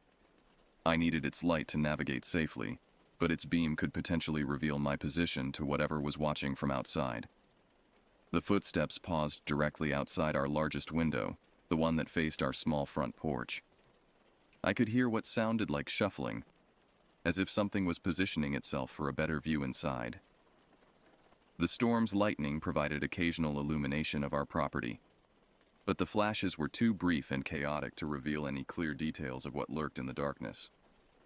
Scout's behavior became increasingly agitated. He began moving in tight circles, his claws clicking against our hardwood floors despite his obvious attempts to remain quiet. His instincts were screaming danger, and his canine senses were detecting threats that remained invisible to me. The low growling continued rumbling in his throat, occasionally punctuated by barely audible whimpers of fear. I knew I needed to reach my father immediately. Whatever was outside our cabin required both of our attention and all of our resources to handle safely. But the journey from our living room to his bedroom at the far end of the cabin now seemed like an impossible distance to cover without being detected. The footsteps resumed their circuit, this time moving toward the side of our cabin where my father's bedroom was located. Each step seemed heavier than the last, and I began to wonder just how large whatever was making them might be. The weight behind each footfall suggested something far bigger than any normal person, perhaps 6.5 feet tall, and built with the solid mass of someone who performed heavy physical labor their entire life. As the presence moved along our cabin's exterior walls, I became aware of additional sounds that chilled me to my core. There were subtle scratching noises, as if whatever was outside was testing our walls and sighting for weak points.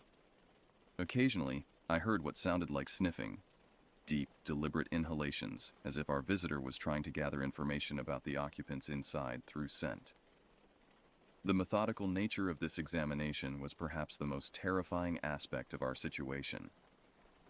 This wasn't random vandalism or the actions of someone under the influence of drugs or alcohol.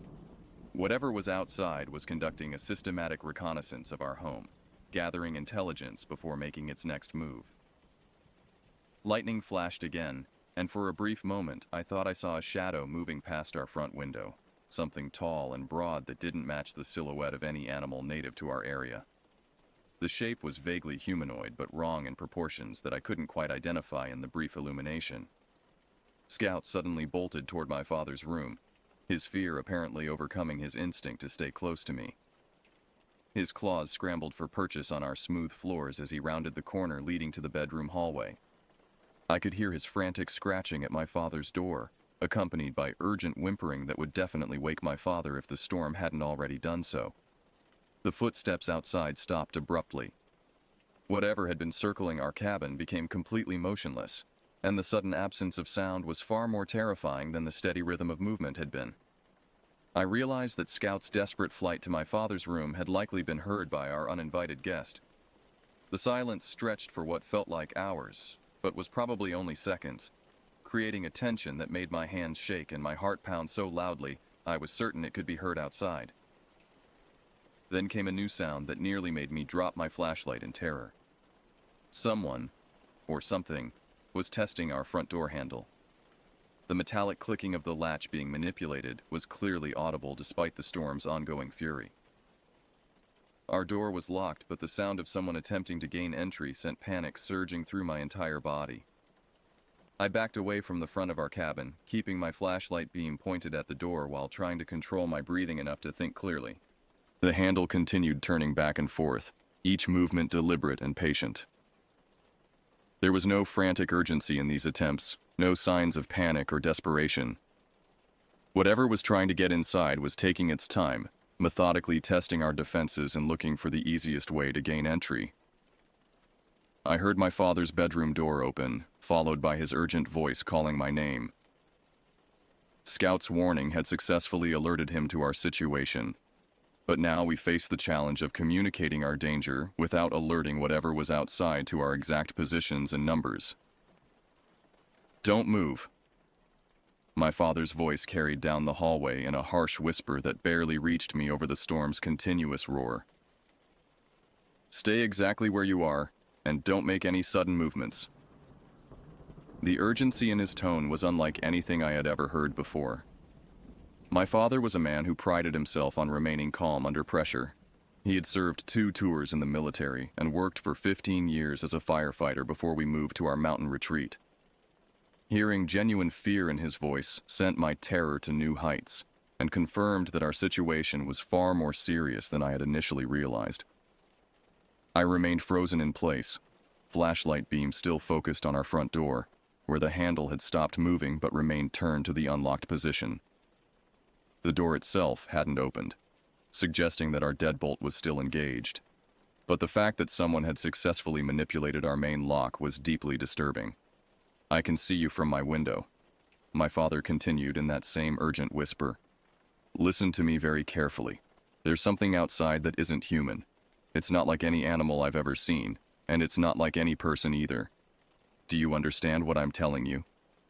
His words hit me like physical blows.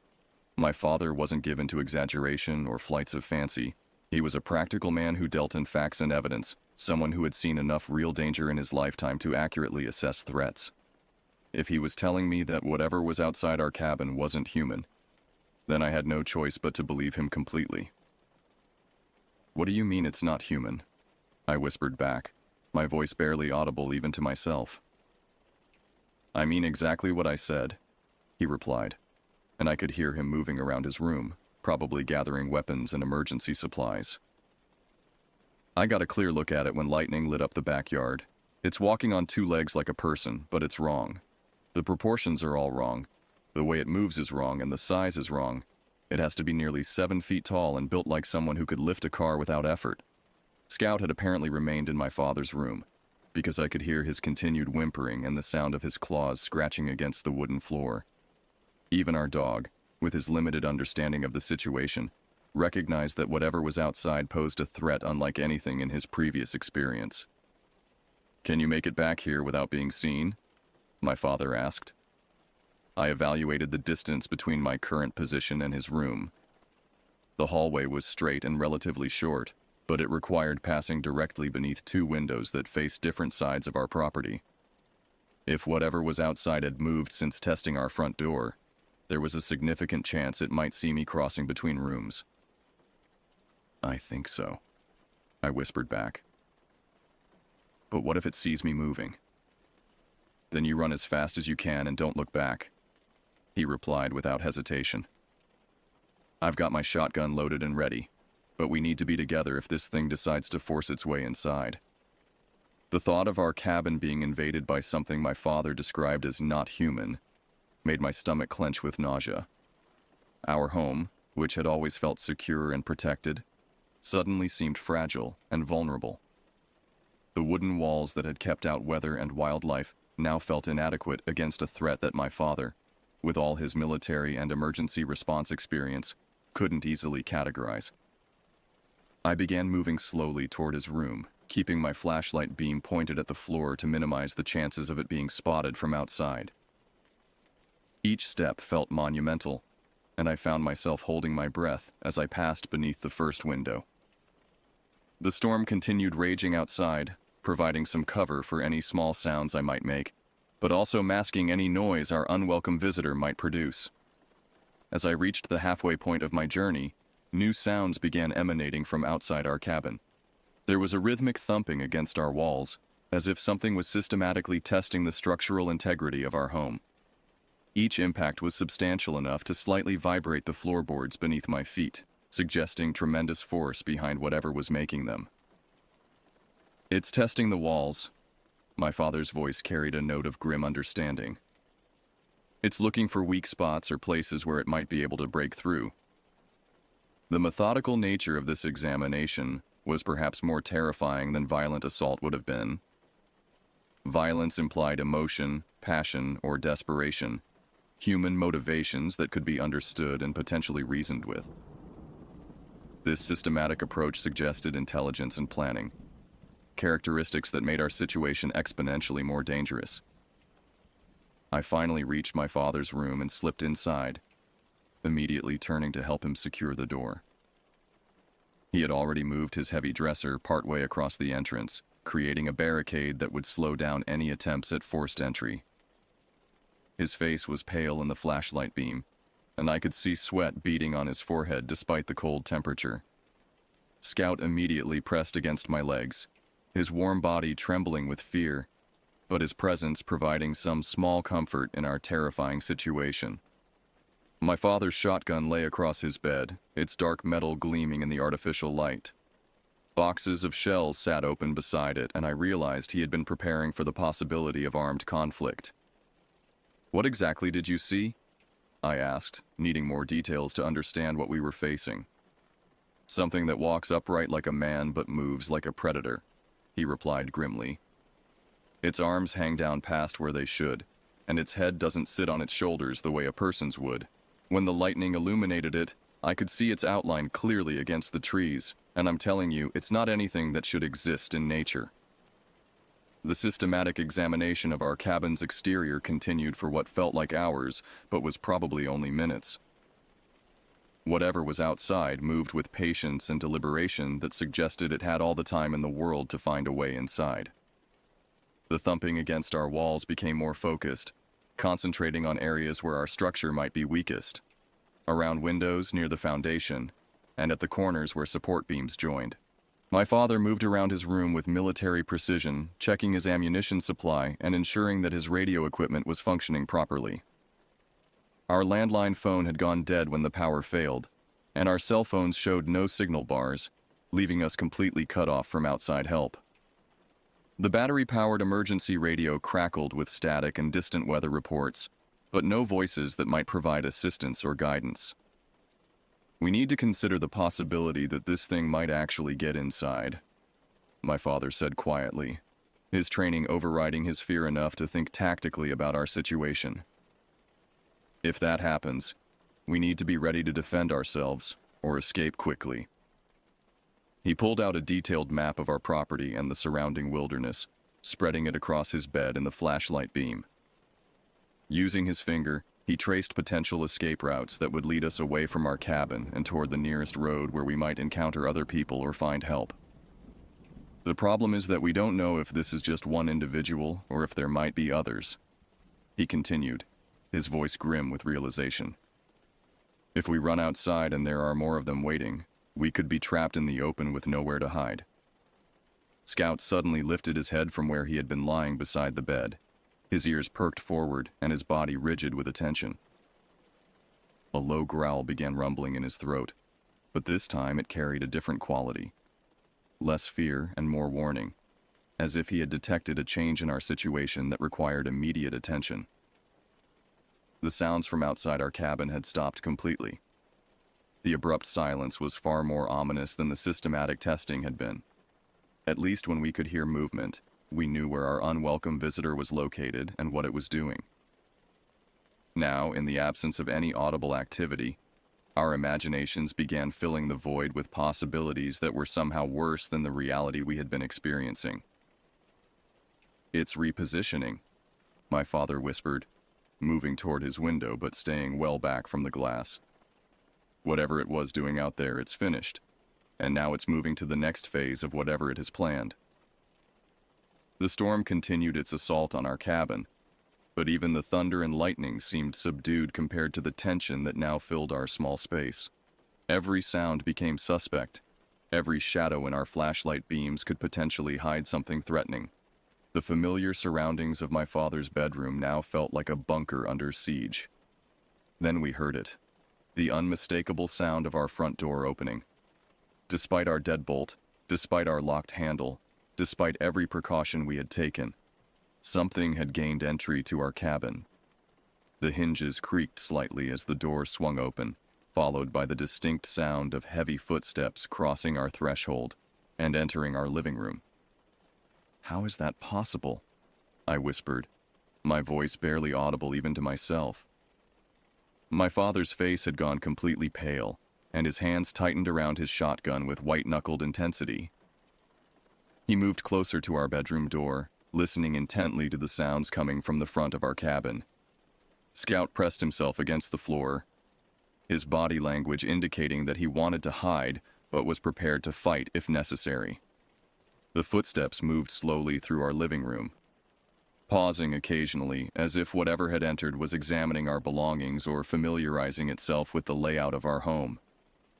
Each footfall was heavy and deliberate, confirming my father's assessment about the size and weight of our intruder. "We need to get out of here right now," my father whispered urgently. "Whatever that thing is, it's inside our house, and we don't want to be trapped in here with it."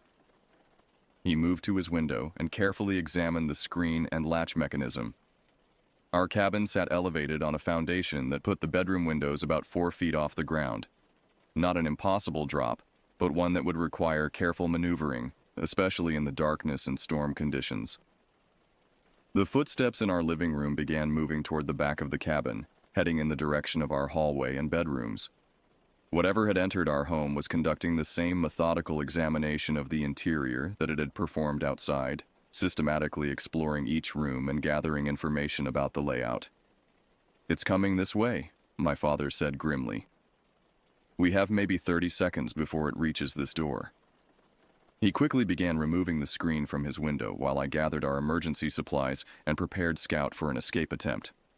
The storm's wind immediately began whipping rain into the room through the open window, but the discomfort was insignificant compared to our need to escape whatever was moving through our cabin. The footsteps in the hallway grew louder and more distinct. I could hear them pausing at each room, accompanied by sounds that suggested doors were being opened and interiors examined. Whatever was searching our home was being thorough, leaving no space unexplored as it moved closer to our location. "You go first," my father ordered, helping me climb through the window opening. "Take Scout and head for the tree line. Don't stop running until you reach the main road." Just as I swung my leg over the windowsill, preparing to drop to the ground outside, the sound of splintering wood erupted from the front of our cabin. The crash was enormous, easily audible over the storm's fury, and was followed immediately by the unmistakable sound of our front door being ripped from its hinges with tremendous force. "Change of plans," my father said grimly, pulling me back inside and moving quickly to barricade our bedroom door with additional furniture. Whatever that was, it just demonstrated that locked doors aren't going to slow it down much. The heavy footsteps that had been methodically exploring our cabin now moved with increased speed and purpose. Whatever had been inside was no longer being cautious about detection. It knew we were here, and it was coming directly for our location. The sound of its movement suggested something far larger and more powerful than any normal intruder. Scout began barking frantically, his courage finally overcoming his fear as his protective instincts kicked in. The sharp, aggressive barks echoed through our small cabin, providing the first real sound of defiance since our ordeal began. My father didn't try to quiet him. At this point, stealth was no longer an option, and Scout's warning might serve as a deterrent. The thing in our hallway paused outside our bedroom door.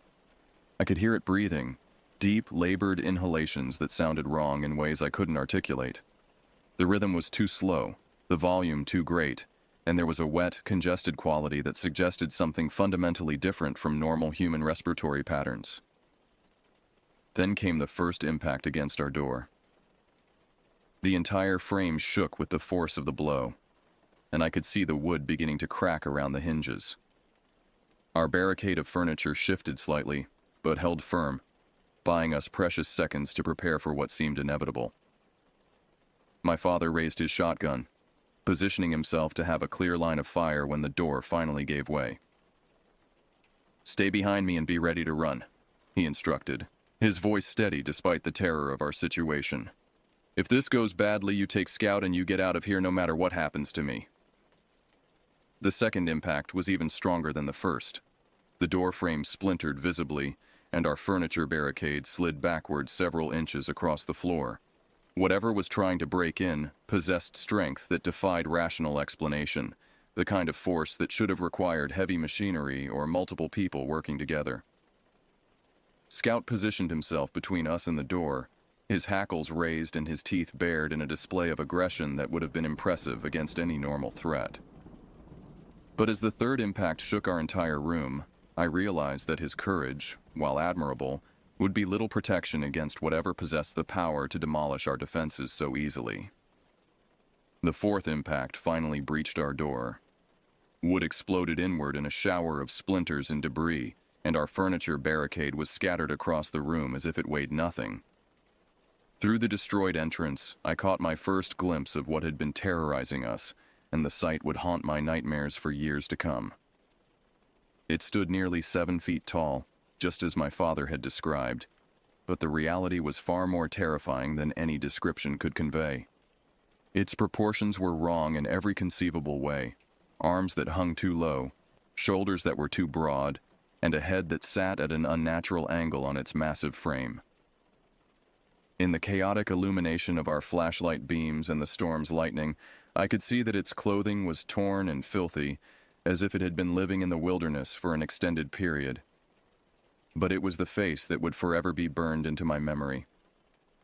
What I could see of its features in the erratic lighting appeared human, but distorted, as if someone had taken a normal person and stretched and twisted their characteristics into something that triggered every instinctual fear response built into human psychology. The eyes reflected our flashlight beams like those of a nocturnal animal, and when it opened its mouth, I could see teeth that were far too large and too sharp for any person. My father didn't hesitate. The shotgun boomed in the confined space of our bedroom, the muzzle flash temporarily blinding us all, and the concussion making my ears ring. But instead of falling or retreating, the thing simply staggered backward half a step, and then began moving forward again, apparently more annoyed than injured by the blast. "Run!" my father shouted, working the action on his shotgun to chamber another round. "Get out of here right now!" But there was nowhere to run. The thing filled our doorway completely, blocking our only exit from the room. The window remained open behind us, but reaching it would require getting past our intruder or somehow convincing it to move aside, neither of which seemed likely given its apparent hostile intentions. The creature took another step into our room, and I could smell something that made my stomach lurch with revulsion. It was a combination of wet earth, rotting vegetation, and something else that I couldn't identify, but that triggered every warning signal in my primitive brain. This was the smell of something that didn't belong in the civilized world, something that existed outside the normal boundaries of human experience. Scout launched himself at the intruder with a ferocity that surprised everyone, including the creature itself. His attack was brave but ultimately futile. The thing simply swatted him aside with one massive arm, sending our dog crashing into the wall with a yelp of pain and surprise. Scout hit the floor hard but immediately scrambled back to his feet, apparently more stunned than seriously injured. My father fired again, this time aiming higher and achieving what appeared to be a more effective hit. The creature stumbled backward through our destroyed doorway, giving us our first opportunity to escape since the siege began. "The window! Now!" he commanded, and this time I didn't hesitate. I threw myself through the window opening without considering the drop, landing hard on the rain-soaked ground outside my father's bedroom.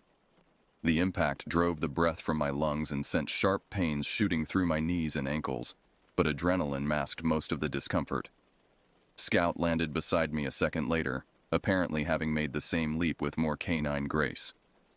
My father followed immediately after, clutching his shotgun in a small emergency bag.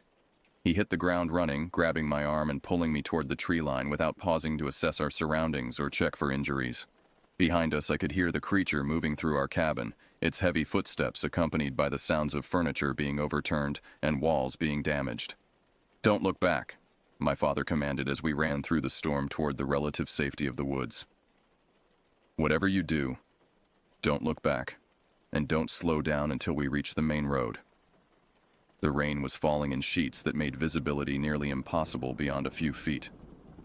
Lightning continued providing sporadic illumination of our flight path, but the brief flashes also created confusing shadows that made navigation treacherous.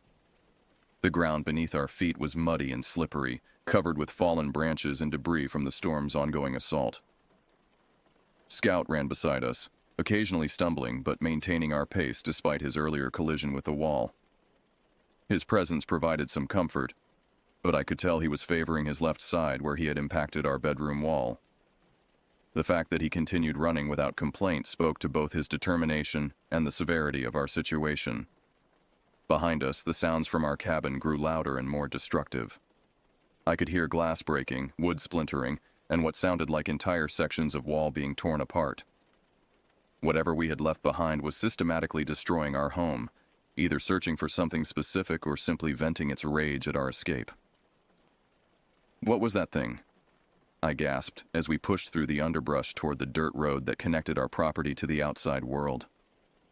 "I don't know," my father replied honestly, his breathing labored from our desperate flight. But I know it wasn't anything natural, and I know we're lucky to be alive right now. The main road was still nearly a mile away through difficult terrain, and I was already beginning to feel the effects of our desperate sprint. My lungs burned from the cold air and physical exertion, and my legs felt increasingly unsteady as we navigated fallen logs and patches of thorny undergrowth. The storm continued hammering us with rain and wind, making our escape even more challenging. Lightning flashed again, and in that brief moment of illumination, I saw something that made my blood freeze in my veins. Far behind us, barely visible through the trees and rain, a tall figure was moving in our direction. It wasn't running, but its long stride was covering ground with alarming efficiency. Whatever we had left in our cabin had decided to pursue us into the wilderness. "It's following us," I managed to say between gasping breaths. My father glanced back just as another lightning flash confirmed my observation. His face went pale, and he immediately changed our direction, angling toward a section of forest where the trees grew more densely and might provide better concealment. "We need to find somewhere to hide until daylight," he said grimly. "Running in the open isn't going to work if that thing can track us through the forest." Scout seemed to understand our need for concealment because he immediately began leading us toward a particularly thick stand of pine trees whose low-hanging branches created natural shelter from both the storm and observation. We crawled underneath the dense canopy, pressing ourselves against the trunk of the largest tree and trying to control our breathing enough to listen for pursuit. The rain drumming against the pine needles above our heads provided some acoustic cover, but it also masked any sounds that might indicate whether our pursuer was still following our trail. We huddled together in the darkness, sharing body heat and drawing what comfort we could from each other's presence while we waited to see if our hiding place would be discovered.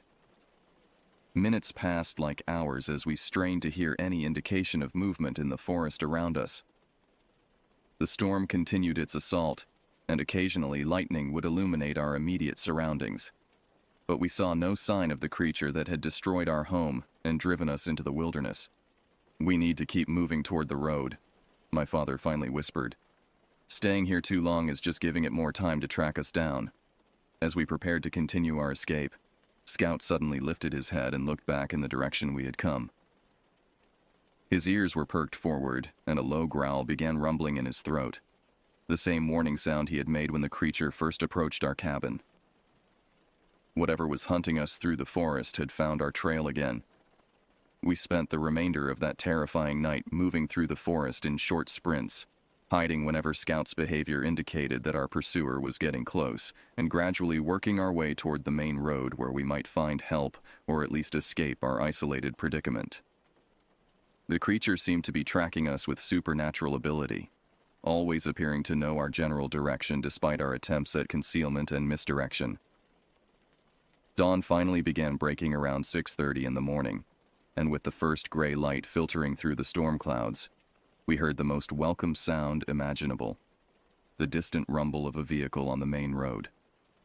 My father immediately began leading us toward the sound, abandoning all attempts at stealth in favor of speed as we crashed through the underbrush toward potential salvation. The truck belonged to our nearest neighbor, a man named Vernon who lived 10 miles away and was apparently heading to town for supplies despite the storm conditions. When he saw 3 muddy, terrified people emerge from the forest and flag him down, he immediately pulled over and began asking questions that we were barely coherent enough to answer. "Something attacked our cabin," my father managed to explain between gasping breaths. "We need to get to town and call the police immediately." Vernon didn't ask for details. The obvious terror in our faces and our bedraggled condition were explanation enough. He helped us into his truck, made room for Scout in the back seat, and began driving toward town while my father used his cell phone to contact emergency services. The conversation with the 911 dispatcher was surreal. How do you explain to someone that your home was invaded by something that didn't appear entirely human?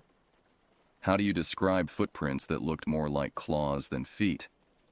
How do you convince trained professionals to take seriously a report that sounded like something from a horror movie? The police arrived at our property 3 hours later, accompanied by paramedics and a representative from the sheriff's department. What they found confirmed our story in ways that were both validating and deeply disturbing. Our cabin had been completely destroyed, not just damaged, but systematically torn apart, as if something with tremendous strength had gone room by room, pulling down walls and destroying everything inside. The tracks around our property were unlike anything the investigating officers had seen before. They were definitely made by something bipedal, but the size and shape were wrong for any known animal or person. The stride length suggested something nearly 7 feet tall, and the depth of the impressions in the muddy ground indicated weight that would have been impossible for a normal human. Inside our destroyed cabin, investigators found evidence of tremendous force being applied to structural elements that should have required heavy equipment to damage. Support beams had been snapped in half, walls had been punched through, and our furniture had been scattered as if it weighed nothing. The official report listed the incident as vandalism by unknown perpetrators, but I could see in the officers' faces that they knew this explanation didn't adequately account for the evidence they had documented. The amount of destruction would have required multiple people working with tools, but there were no tool marks on any of the damaged surfaces. Everything appeared to have been torn apart by hand. We never returned to live in those woods. My father arranged for a salvage crew to remove anything of value from the wreckage, but he refused to accompany them, and he insisted that they work only during daylight hours with multiple people present at all times. Even then, the crew reported feeling uneasy during their work, as if they were being watched from the surrounding forest. Scout recovered from his injuries within a few days, but his behavior was permanently changed by our experience.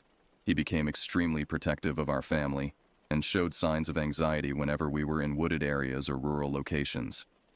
Veterinarians found no physical explanation for his behavioral changes, but I understood completely. He had seen something that challenged his understanding of the natural world, just as we had. The insurance company eventually paid our claim, though the adjuster clearly had doubts about the official explanation for the damage. The amount of destruction was simply too extensive to have been caused by normal vandalism, and the specific patterns of damage suggested something that defied conventional explanation. We moved to a suburban neighborhood where our nearest neighbors were less than 100 feet away, and where the sound of human activity provided constant reassurance that we were not alone or isolated. My father sold his hunting equipment and showed no interest in outdoor activities that might take us away from populated areas. 10 years have passed since that night, and I still wake up sometimes from dreams where I can hear heavy footsteps circling my home in the darkness. I've never spoken publicly about what we experienced, and I doubt anyone would believe the complete truth even if I did. But I know what I saw, and I know what hunted us through those woods on that storm-torn night in March 2009. Whatever exists in the wilderness between Georgia and Tennessee, it's still out there. The forest holds secrets that civilization has forgotten, and sometimes those secrets decide to remind us that humanity's dominion over the natural world is neither complete nor permanent. We learned that lesson in the most terrifying way possible, and it's a knowledge that will stay with us for the rest of our lives. I often wonder if other families living in isolated areas have encountered similar experiences, and whether the official explanations for unexplained incidents adequately account for the reality of what might be sharing our world. But mostly, I'm grateful that we survived our encounter, and I pray that whatever we left behind in those woods remains content to stay hidden in the darkness where it belongs.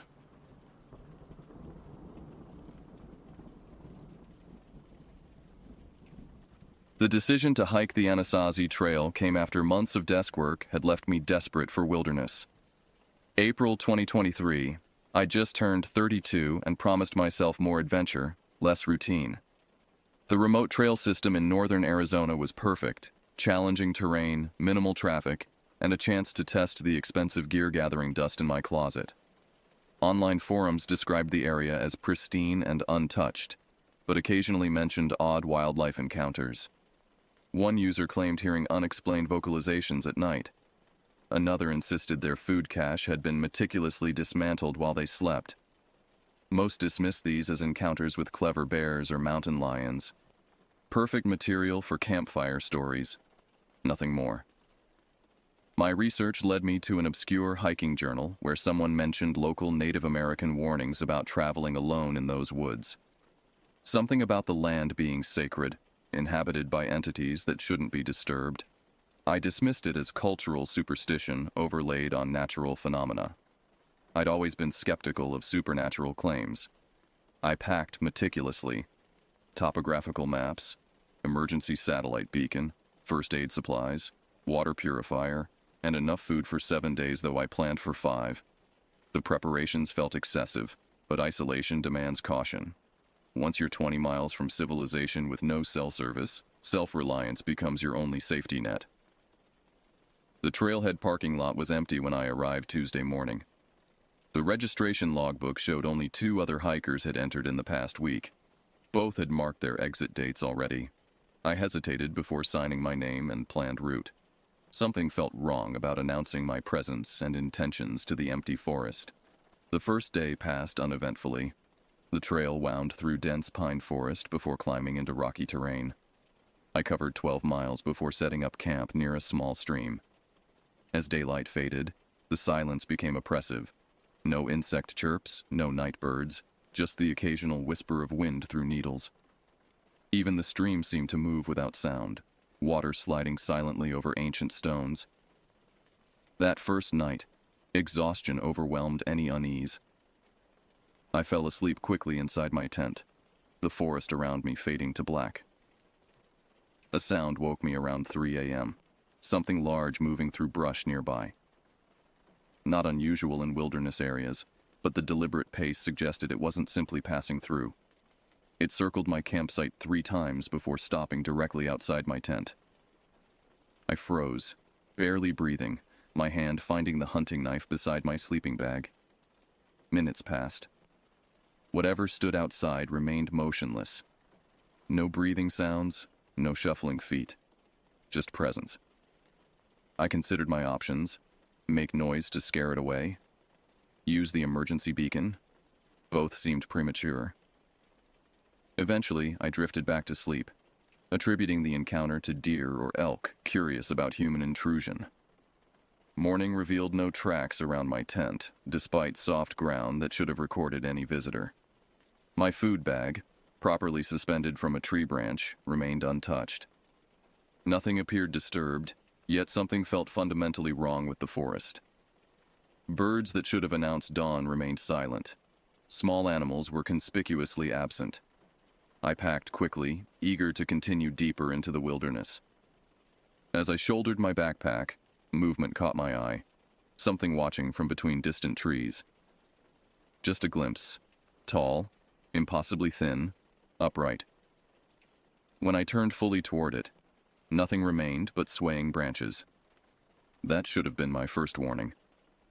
The second day brought me deeper into increasingly remote territory. The maintained trail gradually disappeared, replaced by occasional rock cairns marking the route. My topo map showed I was following an ancient path once used by indigenous people traveling between seasonal settlements. Around midday, I encountered another hiker, the first person I'd seen since beginning the trek. He was heading back toward the trailhead, moving with uncomfortable haste despite the difficult terrain. We stopped briefly to exchange information. "Going much further?" he asked, eyes darting between me and the path behind me. "Planning to reach Broken Mesa by tomorrow," I replied. His expression changed subtly. "I wouldn't," he said. "Weather's turning bad up there." The sky was clear blue, temperatures mild for April. No forecast had mentioned storms. "You from around here?" I asked. "No, but I talked to some locals before hiking in. They don't recommend camping beyond the ridgeline." He hesitated. "Said there have been incidents." "What kind of incidents?" "Missing hikers, strange animal behavior." He shifted uncomfortably. "Look, I'm not superstitious, but something's off in these woods. Started feeling watched yesterday. Found footprints around my tent this morning. Human, but wrong somehow. Too deep in some places, barely visible in others. Same stride length as a person, but too wide apart." I nodded politely while mentally cataloging him as overly imaginative. Wilderness often triggers primal fears in the unprepared. Anything specific I should watch for? I asked. Don't hike after sunset. Don't investigate strange sounds. And if you feel like something's watching you... He adjusted his pack. You're probably right. We parted ways, his warning lingering uncomfortably as I continued upward. The forest changed character as I climbed. Trees became stunted and twisted, fighting for sunlight on steeper slopes. Wind patterns created unusual acoustics, sometimes carrying sounds from miles away while muffling those nearby. That afternoon, I found something disturbing, a deer carcass arranged unnaturally. The animal hadn't been consumed by predators, but systematically dismembered, limbs positioned in a deliberate pattern. No blood surrounded it, despite the extensive manipulation. Whatever killed it had done so elsewhere before placing it here. Wildlife management would attribute this to mountain lion behavior. They sometimes cache kills. But something about the arrangement felt intentional, communicative even. I photographed it before continuing, suddenly conscious of eyes tracking my movement through the trees. As daylight waned, I selected a campsite atop a rock outcropping offering clear sightlines in all directions. Defensive positioning isn't typically my priority when camping, but unease had slowly accumulated throughout the day. I gathered extra firewood, built my camp meticulously, and rigged thin cordage with embedded aluminum cans around the perimeter, an improvised alarm system. The preparations occupied my mind, keeping darker thoughts at bay. After dinner, I sorted through the day's photographs. The deer carcass images contained something I hadn't noticed in person, partial boot prints around the arrangement. Human presence, not animal. Perhaps game wardens investigating poaching? But why leave it displayed rather than removing it?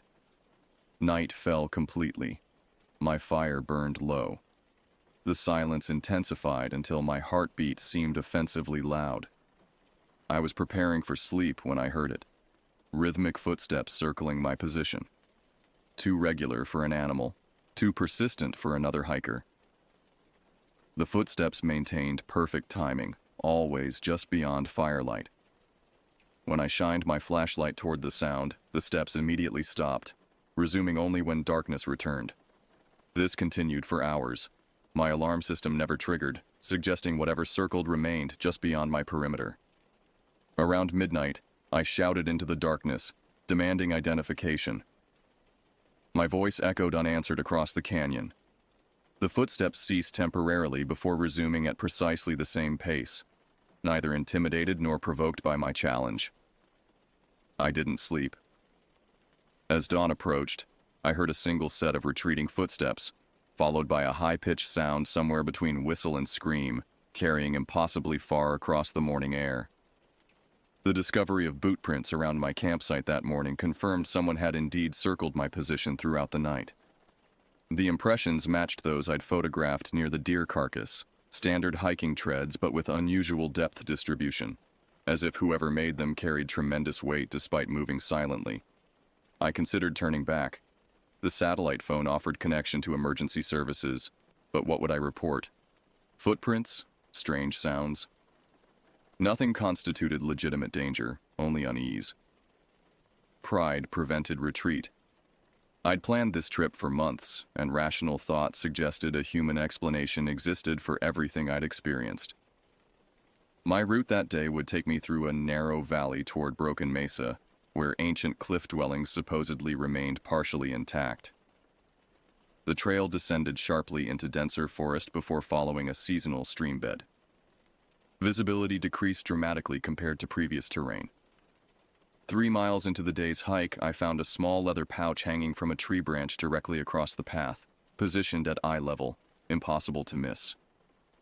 The placement was too deliberate to be accidental loss. Inside, small bones, feathers, and a piece of paper with crude charcoal drawings showing stick figures fleeing from a tall, elongated shape. Something crunched underfoot as I examined the contents. Looking down, I discovered a perfect circle of teeth, animal teeth, arranged on the ground. Different sizes, different species, positioned with mathematical precision. These weren't random forest findings. Someone was creating these displays, intentionally placing them where hikers would encounter them. Warning signs, threats, territorial markers. The methodical arrangement suggested purpose beyond simple vandalism. I photographed everything before continuing, increasingly certain I was being hazed by locals. Perhaps they resented outsiders exploring sacred lands. The thought should have comforted me. Human antagonists are predictable compared to the alternative, but something about the escalating strangeness felt beyond typical territorial behavior. Midday brought me to a small clearing where I stopped for lunch. While eating, I noticed unusual scratches on nearby trees. Not typical bear markings, but deliberate patterns carved into bark at consistent heights. Some resembled crude representations of people with elongated limbs. Others depicted unrecognizable symbols. The carvings were weathered, suggesting age, yet precise enough to indicate deliberate creation. As I followed their distribution, I realized they formed a rough circle around the clearing, almost like boundary markers. My water supply was running lower than planned. The seasonal stream marked on my map had dried prematurely, forcing reliance on carried reserves. I needed to locate another water source before nightfall or consider adjusting my route. The trail began to show signs of disuse, overgrown sections, collapsed portions, missing markers. Navigation became increasingly challenging as afternoon progressed. According to GPS, I remained on track, but discrepancies between map features and actual terrain suggested I'd strayed onto an unnamed path. Around 4 p.m., I encountered an elderly indigenous man sitting beside the trail. His presence was startling after days of isolation. He wore modern hiking clothes but carried a traditional walking stick adorned with feathers and small carvings. "You're off course," he said without introduction. "I'm heading to Broken Mesa," I replied. "That's not this path." He gestured vaguely eastward. "Mesa's that way, about 5 miles, but you shouldn't go there tonight." I explained my water situation. He pointed to a location on my map. "Spring there, good water. Camp nearby tonight, but build your fire big and don't leave it until morning." Something in his tone shifted my skepticism. I asked about the strange arrangements I'd found. The deer, the teeth, the hanging pouch. His expression darkened. "Those weren't meant for you specifically. They're boundaries. Warnings." "Warning against what?" He studied me carefully before answering. "There are guardians in these forests. They protect sacred places from intrusion. Mostly they observe, but sometimes..." He trailed off, looking toward the darkening tree line. "You're talking about skinwalkers," I said, recalling legends from my research. His gaze sharpened. "We don't use that word carelessly. Names have power." He stood abruptly. "Follow the game trail east to water. Make noise as you travel, sing, talk to yourself. But stop immediately if you hear a response. Stay near your fire tonight." Before I could ask more questions, he walked away, disappearing into the forest with surprising speed for his apparent age. The encounter left me unsettled. His warnings aligned too closely with what I'd experienced to dismiss entirely. Yet accepting his explanation meant acknowledging possibilities beyond my rational worldview. I located the spring before sunset and established camp on elevated ground nearby.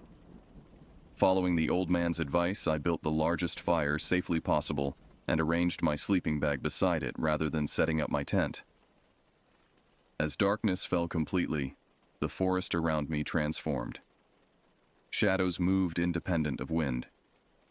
Branches cracked at irregular intervals, always just beyond firelight. The spring water bubbled quietly, occasionally producing sounds almost like whispered words. I maintained the fire meticulously, feeding it at regular intervals throughout the night. Sleep came in brief, fitful bursts between hypervigilant periods of alertness. The night hours stretched interminably. Just before dawn, during the darkest part of night, something approached from the tree line. A tall, unnaturally thin silhouette barely visible against the black forest backdrop. It stood motionless at the edge of my camp, partially hidden behind a pine trunk, watching. I fed the fire frantically, sending sparks skyward. When flames illuminated the area more brightly, nothing remained but empty woods and morning mist. The psychological weight of 3 nights with minimal sleep affected my judgment. Morning brought momentary clarity. I needed to abort this increasingly unsettling trip. Pride wasn't worth risking safety, real or perceived. I packed efficiently, planning to hike directly toward the nearest forest access road marked on my map. The most direct route required passing near Broken Mesa, the destination I'd originally planned as my turnaround point. Despite my decision to exit the wilderness, curiosity pulled me toward a brief detour to view the ancient dwellings from a distance. The mesa loomed impressively against clear sky, its sheer rock face marked by natural caves and constructed ruins. Binoculars revealed stonework partially collapsed but recognizably intentional. Homes built by people long vanished from this landscape. Something moved between the distant structures, just a flicker of motion catching peripheral vision. I adjusted focus, but saw only empty doorways and shadow-filled interiors. The old dwellings remained still, abandoned for centuries. My chosen exit route followed a canyon descending eastward toward more traveled areas. The path narrowed dangerously in places, forcing careful navigation across loose scree and along precipitous ledges. Progress slowed beyond expectations. Midday brought unexpected discovery. Fresh bear tracks pressed into damp earth near a small seep. The prints were enormous, suggesting a male in his prime. Their presence explained much of what I'd experienced. Territorial marking, nighttime investigation of my camp, perhaps even the dismembered deer. Bears occasionally arrange food remains in ways that appear deliberate to human observers. The rational explanation calmed me temporarily. Even the largest bear represents a known threat with established countermeasures. I secured my food more carefully and continued hiking with renewed confidence. That confidence evaporated when I found human footprints overlapping the bear tracks, the same distinctive boot pattern I'd seen previously, but now clearly following the bear. Not avoiding it, tracking it. The implications disturbed me profoundly. What person deliberately pursues an apex predator through remote wilderness? By late afternoon, the canyon walls crowded closer, creating deeper shadows despite daylight. The temperature dropped noticeably. Wind funneled through the narrow passage, creating eerie harmonics that sometimes resembled distant voices. I misjudged remaining daylight. The high canyon walls accelerated darkness, leaving me scrambling to establish camp in near twilight conditions. The only suitable location, a small sandy area beside the creek, featured disturbing characteristics I noticed too late. Scattered across the ground, small animal bones arranged in concentric circles, crude symbols scratched into tree trunks surrounding the site, stones stacked in unnatural configurations. Most concerning, the unmistakable outline of a human figure pressed into sand nearby, as if someone had lain there recently before carefully standing to preserve the impression. No viable alternatives existed within reasonable hiking distance. I established camp reluctantly, building another large fire and positioning my tent with its opening facing the flames. Night descended completely. My headlamp illuminated only immediate surroundings, the beam swallowed by absolute darkness beyond. The canyon walls created unusual acoustics, sometimes amplifying distant sounds while dampening nearby ones. Activity began around midnight, subtle at first. Small rocks dislodged from canyon walls, clattering downward. Twigs snapped near the perimeter of my camp. Something splashed in the creek repeatedly, moving upstream toward my position. I remained inside my tent, clutching my hunting knife while maintaining verbal commentary, talking continuously to myself, demonstrating human presence. The old man's advice echoed, "Make noise, but stop if you receive response." The response came around 2 a.m., a perfect mimicry of my own voice repeating my last sentence from the darkness beyond my fire. The imitation was flawless in pitch and cadence but emotionless, mechanical in delivery. I fell silent immediately. The mimicry continued, cycling through phrases I'd spoken earlier, delivered in my exact voice but with subtly wrong emphasis. The effect was profoundly disturbing, hearing myself speak words I wasn't saying. The imitation gradually changed, becoming less accurate, developing strange harmonics beneath the words. The voice moved continuously, circling my camp precisely as the footsteps had previous nights. I maintained position inside my tent, controlling breathing, minimizing movement. The satellite phone remained in my pack. Reaching it required exposing myself. The hunting knife provided minimal reassurance against whatever circled outside. Around 3 a.m., the mimicry stopped abruptly. Silence returned so completely I could hear my own heartbeat. Then came sounds no human throat should produce. Clicking vocalizations interspersed with low, rattling growls combining characteristics of multiple predator species simultaneously. Something heavy pressed against my tent wall.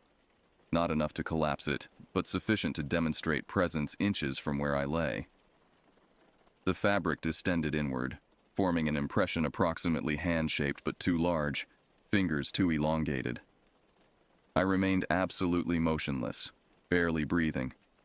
The pressure maintained for several minutes before withdrawing. Footsteps circled once more before receding upstream, deliberate, unhurried. Dawn arrived after interminable night hours. I emerged cautiously, discovering my campsite systematically altered. Every item left outside my tent had been moved precisely 3 feet from its original position. My backpack contents had been removed, examined, and meticulously repacked, but with each item inverted or reversed. Most disturbing, a crude human effigy assembled from sticks and pine needles leaned against a nearby tree, roughly my height, wearing a small strip torn from my bandana. The message seemed unmistakable. I was being studied, my possessions inventoried, my characteristics recorded by something possessing human-like intelligence but non-human motivation. I packed frantically, abandoned breakfast, and resumed hiking toward civilization with renewed urgency. The canyon gradually widened as morning progressed, offering increased visibility and psychological comfort. My satellite GPS indicated approximately 15 miles remained before reaching forest access roads. Achievable in one long day if nothing impeded progress. The canyon trail gradually improved as it approached more frequently traveled areas. Boot prints from other hikers appeared occasionally, alleviating isolation. By noon, I'd covered nearly 8 miles despite difficult terrain and physical exhaustion. The forest changed character subtly, less primeval, more managed. Evidence of logging operations decades past appeared intermittently. Human influence provided psychological comfort despite unchanged isolation. Around 2 p.m., I encountered another hiker, a middle-aged man with extensive backcountry experience apparent in his gear selection and movement. We exchanged brief greetings before he asked the question clearly prompted by my appearance. "You all right? You look like you've been through something rough." I hesitated, weighing how much to share. Had some unsettling experiences back near Broken Mesa. Possible bear encounters, maybe someone messing with my campsite. His expression registered immediate recognition. "Let me guess. Things moved around? Strange arrangements left for you to find? Feeling watched constantly?" The accuracy of his assessment startled me. "You've experienced it too?" 3 years ago, solo trek through the same area. He gestured toward a faded scar running along his forearm.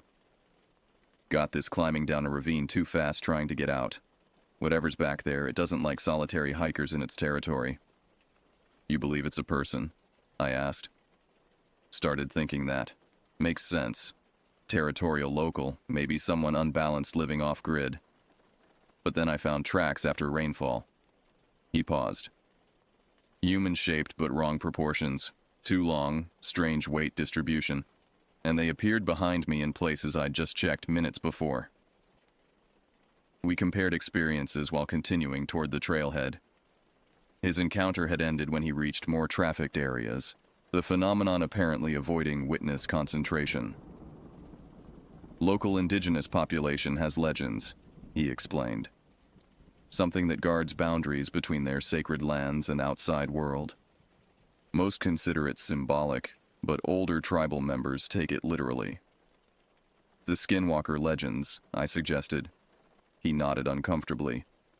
That's the popularized version. Their actual beliefs are more complex.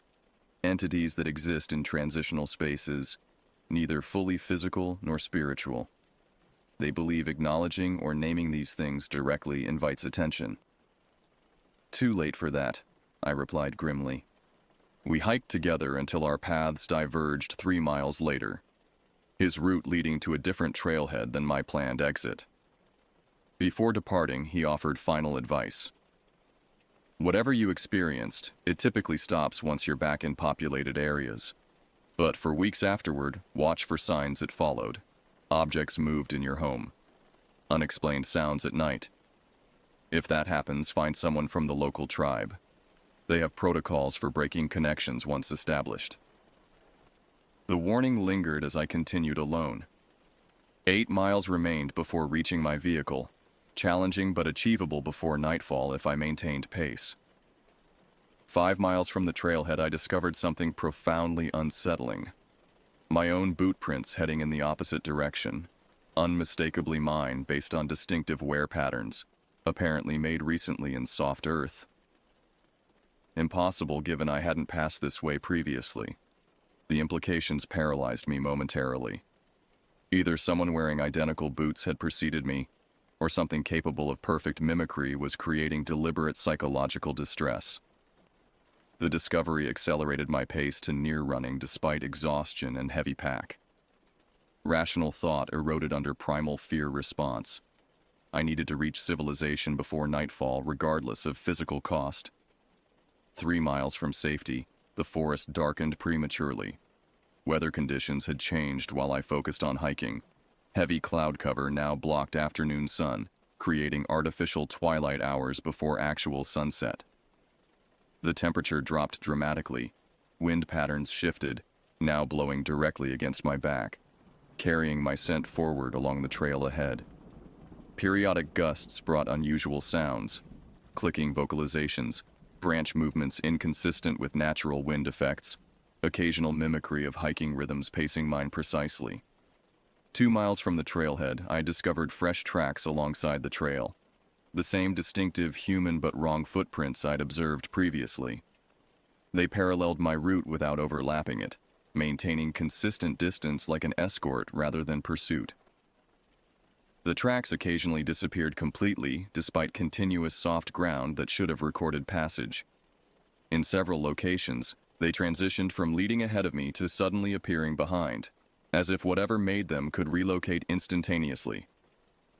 1 mile from safety, with fading light reducing visibility dramatically, I heard it clearly. Something moving parallel through forest undergrowth, matching my pace precisely. When I accelerated, it accelerated. When terrain forced me to slow, it slowed accordingly. I abandoned the trail completely, choosing direct route regardless of obstacles. Safety lay in roads, vehicles, other humans, civilization's infrastructure rather than established paths. The forest responded immediately. Deadfall appeared in previously clear areas, forcing detours. Thorny undergrowth materialized where satellite imagery had shown open terrain. Navigation became increasingly challenging as landmarks shifted between reference points. Half-mile from trailhead parking, with vehicle theoretically visible through thinning trees, I encountered final barrier, a ravine not marked on any map, too steep to descend safely in failing light. The trail bridge appeared distantly to my right, requiring backtracking through darkening forest. The decision formed instinctively. Forward momentum maintained regardless of hazard. I half climbed, half slid down the ravine slope, abandoning caution for speed. Equipment snagged on protruding roots, tearing fabric and flesh equally. The descent ended in controlled fall, impact partially absorbed by backpack. Rising painfully from impact, I heard it behind me. Heavy breathing combining human and animal characteristics simultaneously. Something large displaced vegetation on the slope I'd just descended, moving with deliberate restraint rather than pursuit urgency. I ran without looking back, abandoning dropped equipment without hesitation. The parking area materialized through final treeline, my vehicle exactly where I'd left it days earlier. Fumbling keys with trembling hands, I achieved access and ignition simultaneously. Headlights illuminated empty forest edge as I accelerated away.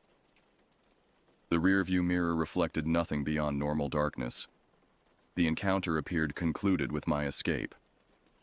That perception lasted exactly 3 miles down Forest Access Road, until headlights revealed something impossible standing directly in the roadway ahead. Humanoid but proportionally wrong, impossibly tall and thin, composed more of shadow than substance. I swerved instinctively, vehicle momentarily leaving pavement before correcting. When headlights realigned with road, nothing remained visible. The experience might have been dismissed as hallucination produced by fear and exhaustion, except for one detail. When I reached home hours later, my backpack contained something never packed, a small leather pouch identical to what I'd found hanging in the forest days earlier. Inside, a crude charcoal drawing showing my vehicle on Forest Road, observed by elongated figures among trees. 2 weeks passed before I could articulate what happened coherently enough to document. The experience resisted traditional narrative structure, events connected symbolically rather than causally, details simultaneously vivid and ambiguous depending on context. Initial research into local indigenous beliefs revealed complex cosmology involving guardian entities protecting boundaries between worlds, physical frontiers representing metaphysical transitions. These beliefs described entities capable of manipulation beyond conventional understanding, able to distort perception, create confusion, and mimic human characteristics without being human. My rational mind continued seeking conventional explanations. Extended isolation can induce paranoia and perceptual distortions. Sleep deprivation compromises cognitive function. Unknown individuals sometimes inhabit remote wilderness, developing territorial behaviors toward perceived intruders. Yet conventional explanations failed to address certain elements: the perfect voice mimicry, impossible track patterns, items moved while under direct observation. Some experiences defied rational categorization entirely. The psychological aftermath proved more persistent than anticipated. Sleep patterns remained disrupted by hypervigilance. Ordinary sounds, house settling, wind patterns, nocturnal wildlife, triggered disproportionate alertness responses. Peripheral movement registered as potential threat regardless of context. Physical evidence supported subjective experience. Photographs documented the arrangements found in forest: bone circles, symbolic configurations, deliberate positioning of natural elements into unnatural patterns. GPS data confirmed geographical anomalies, locations appearing differently on satellite imagery than when physically encountered.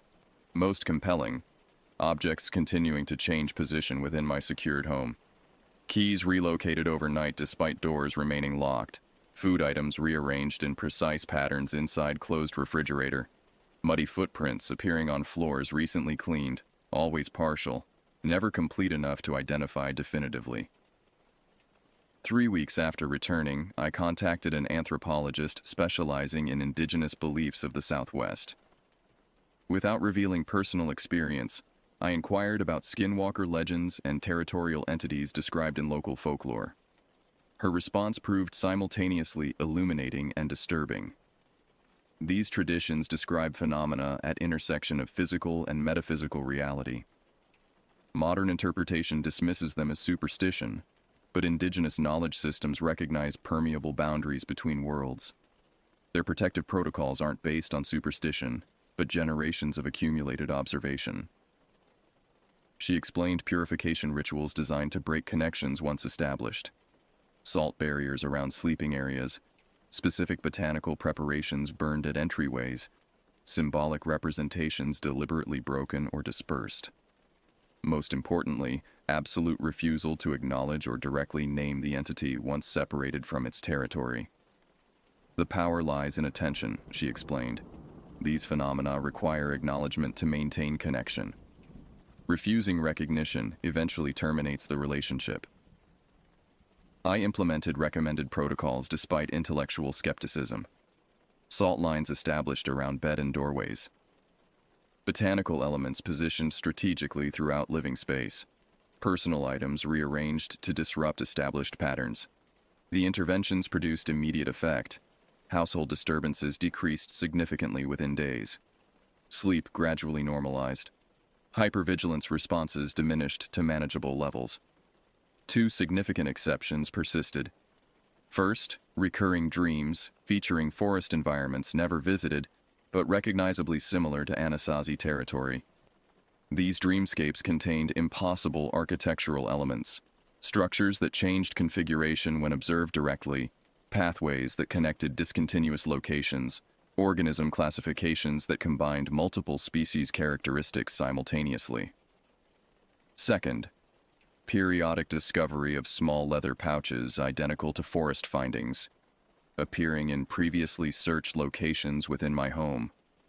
Each contained different symbolic content but similar thematic elements. The appearances decreased in frequency but continued despite preventative measures.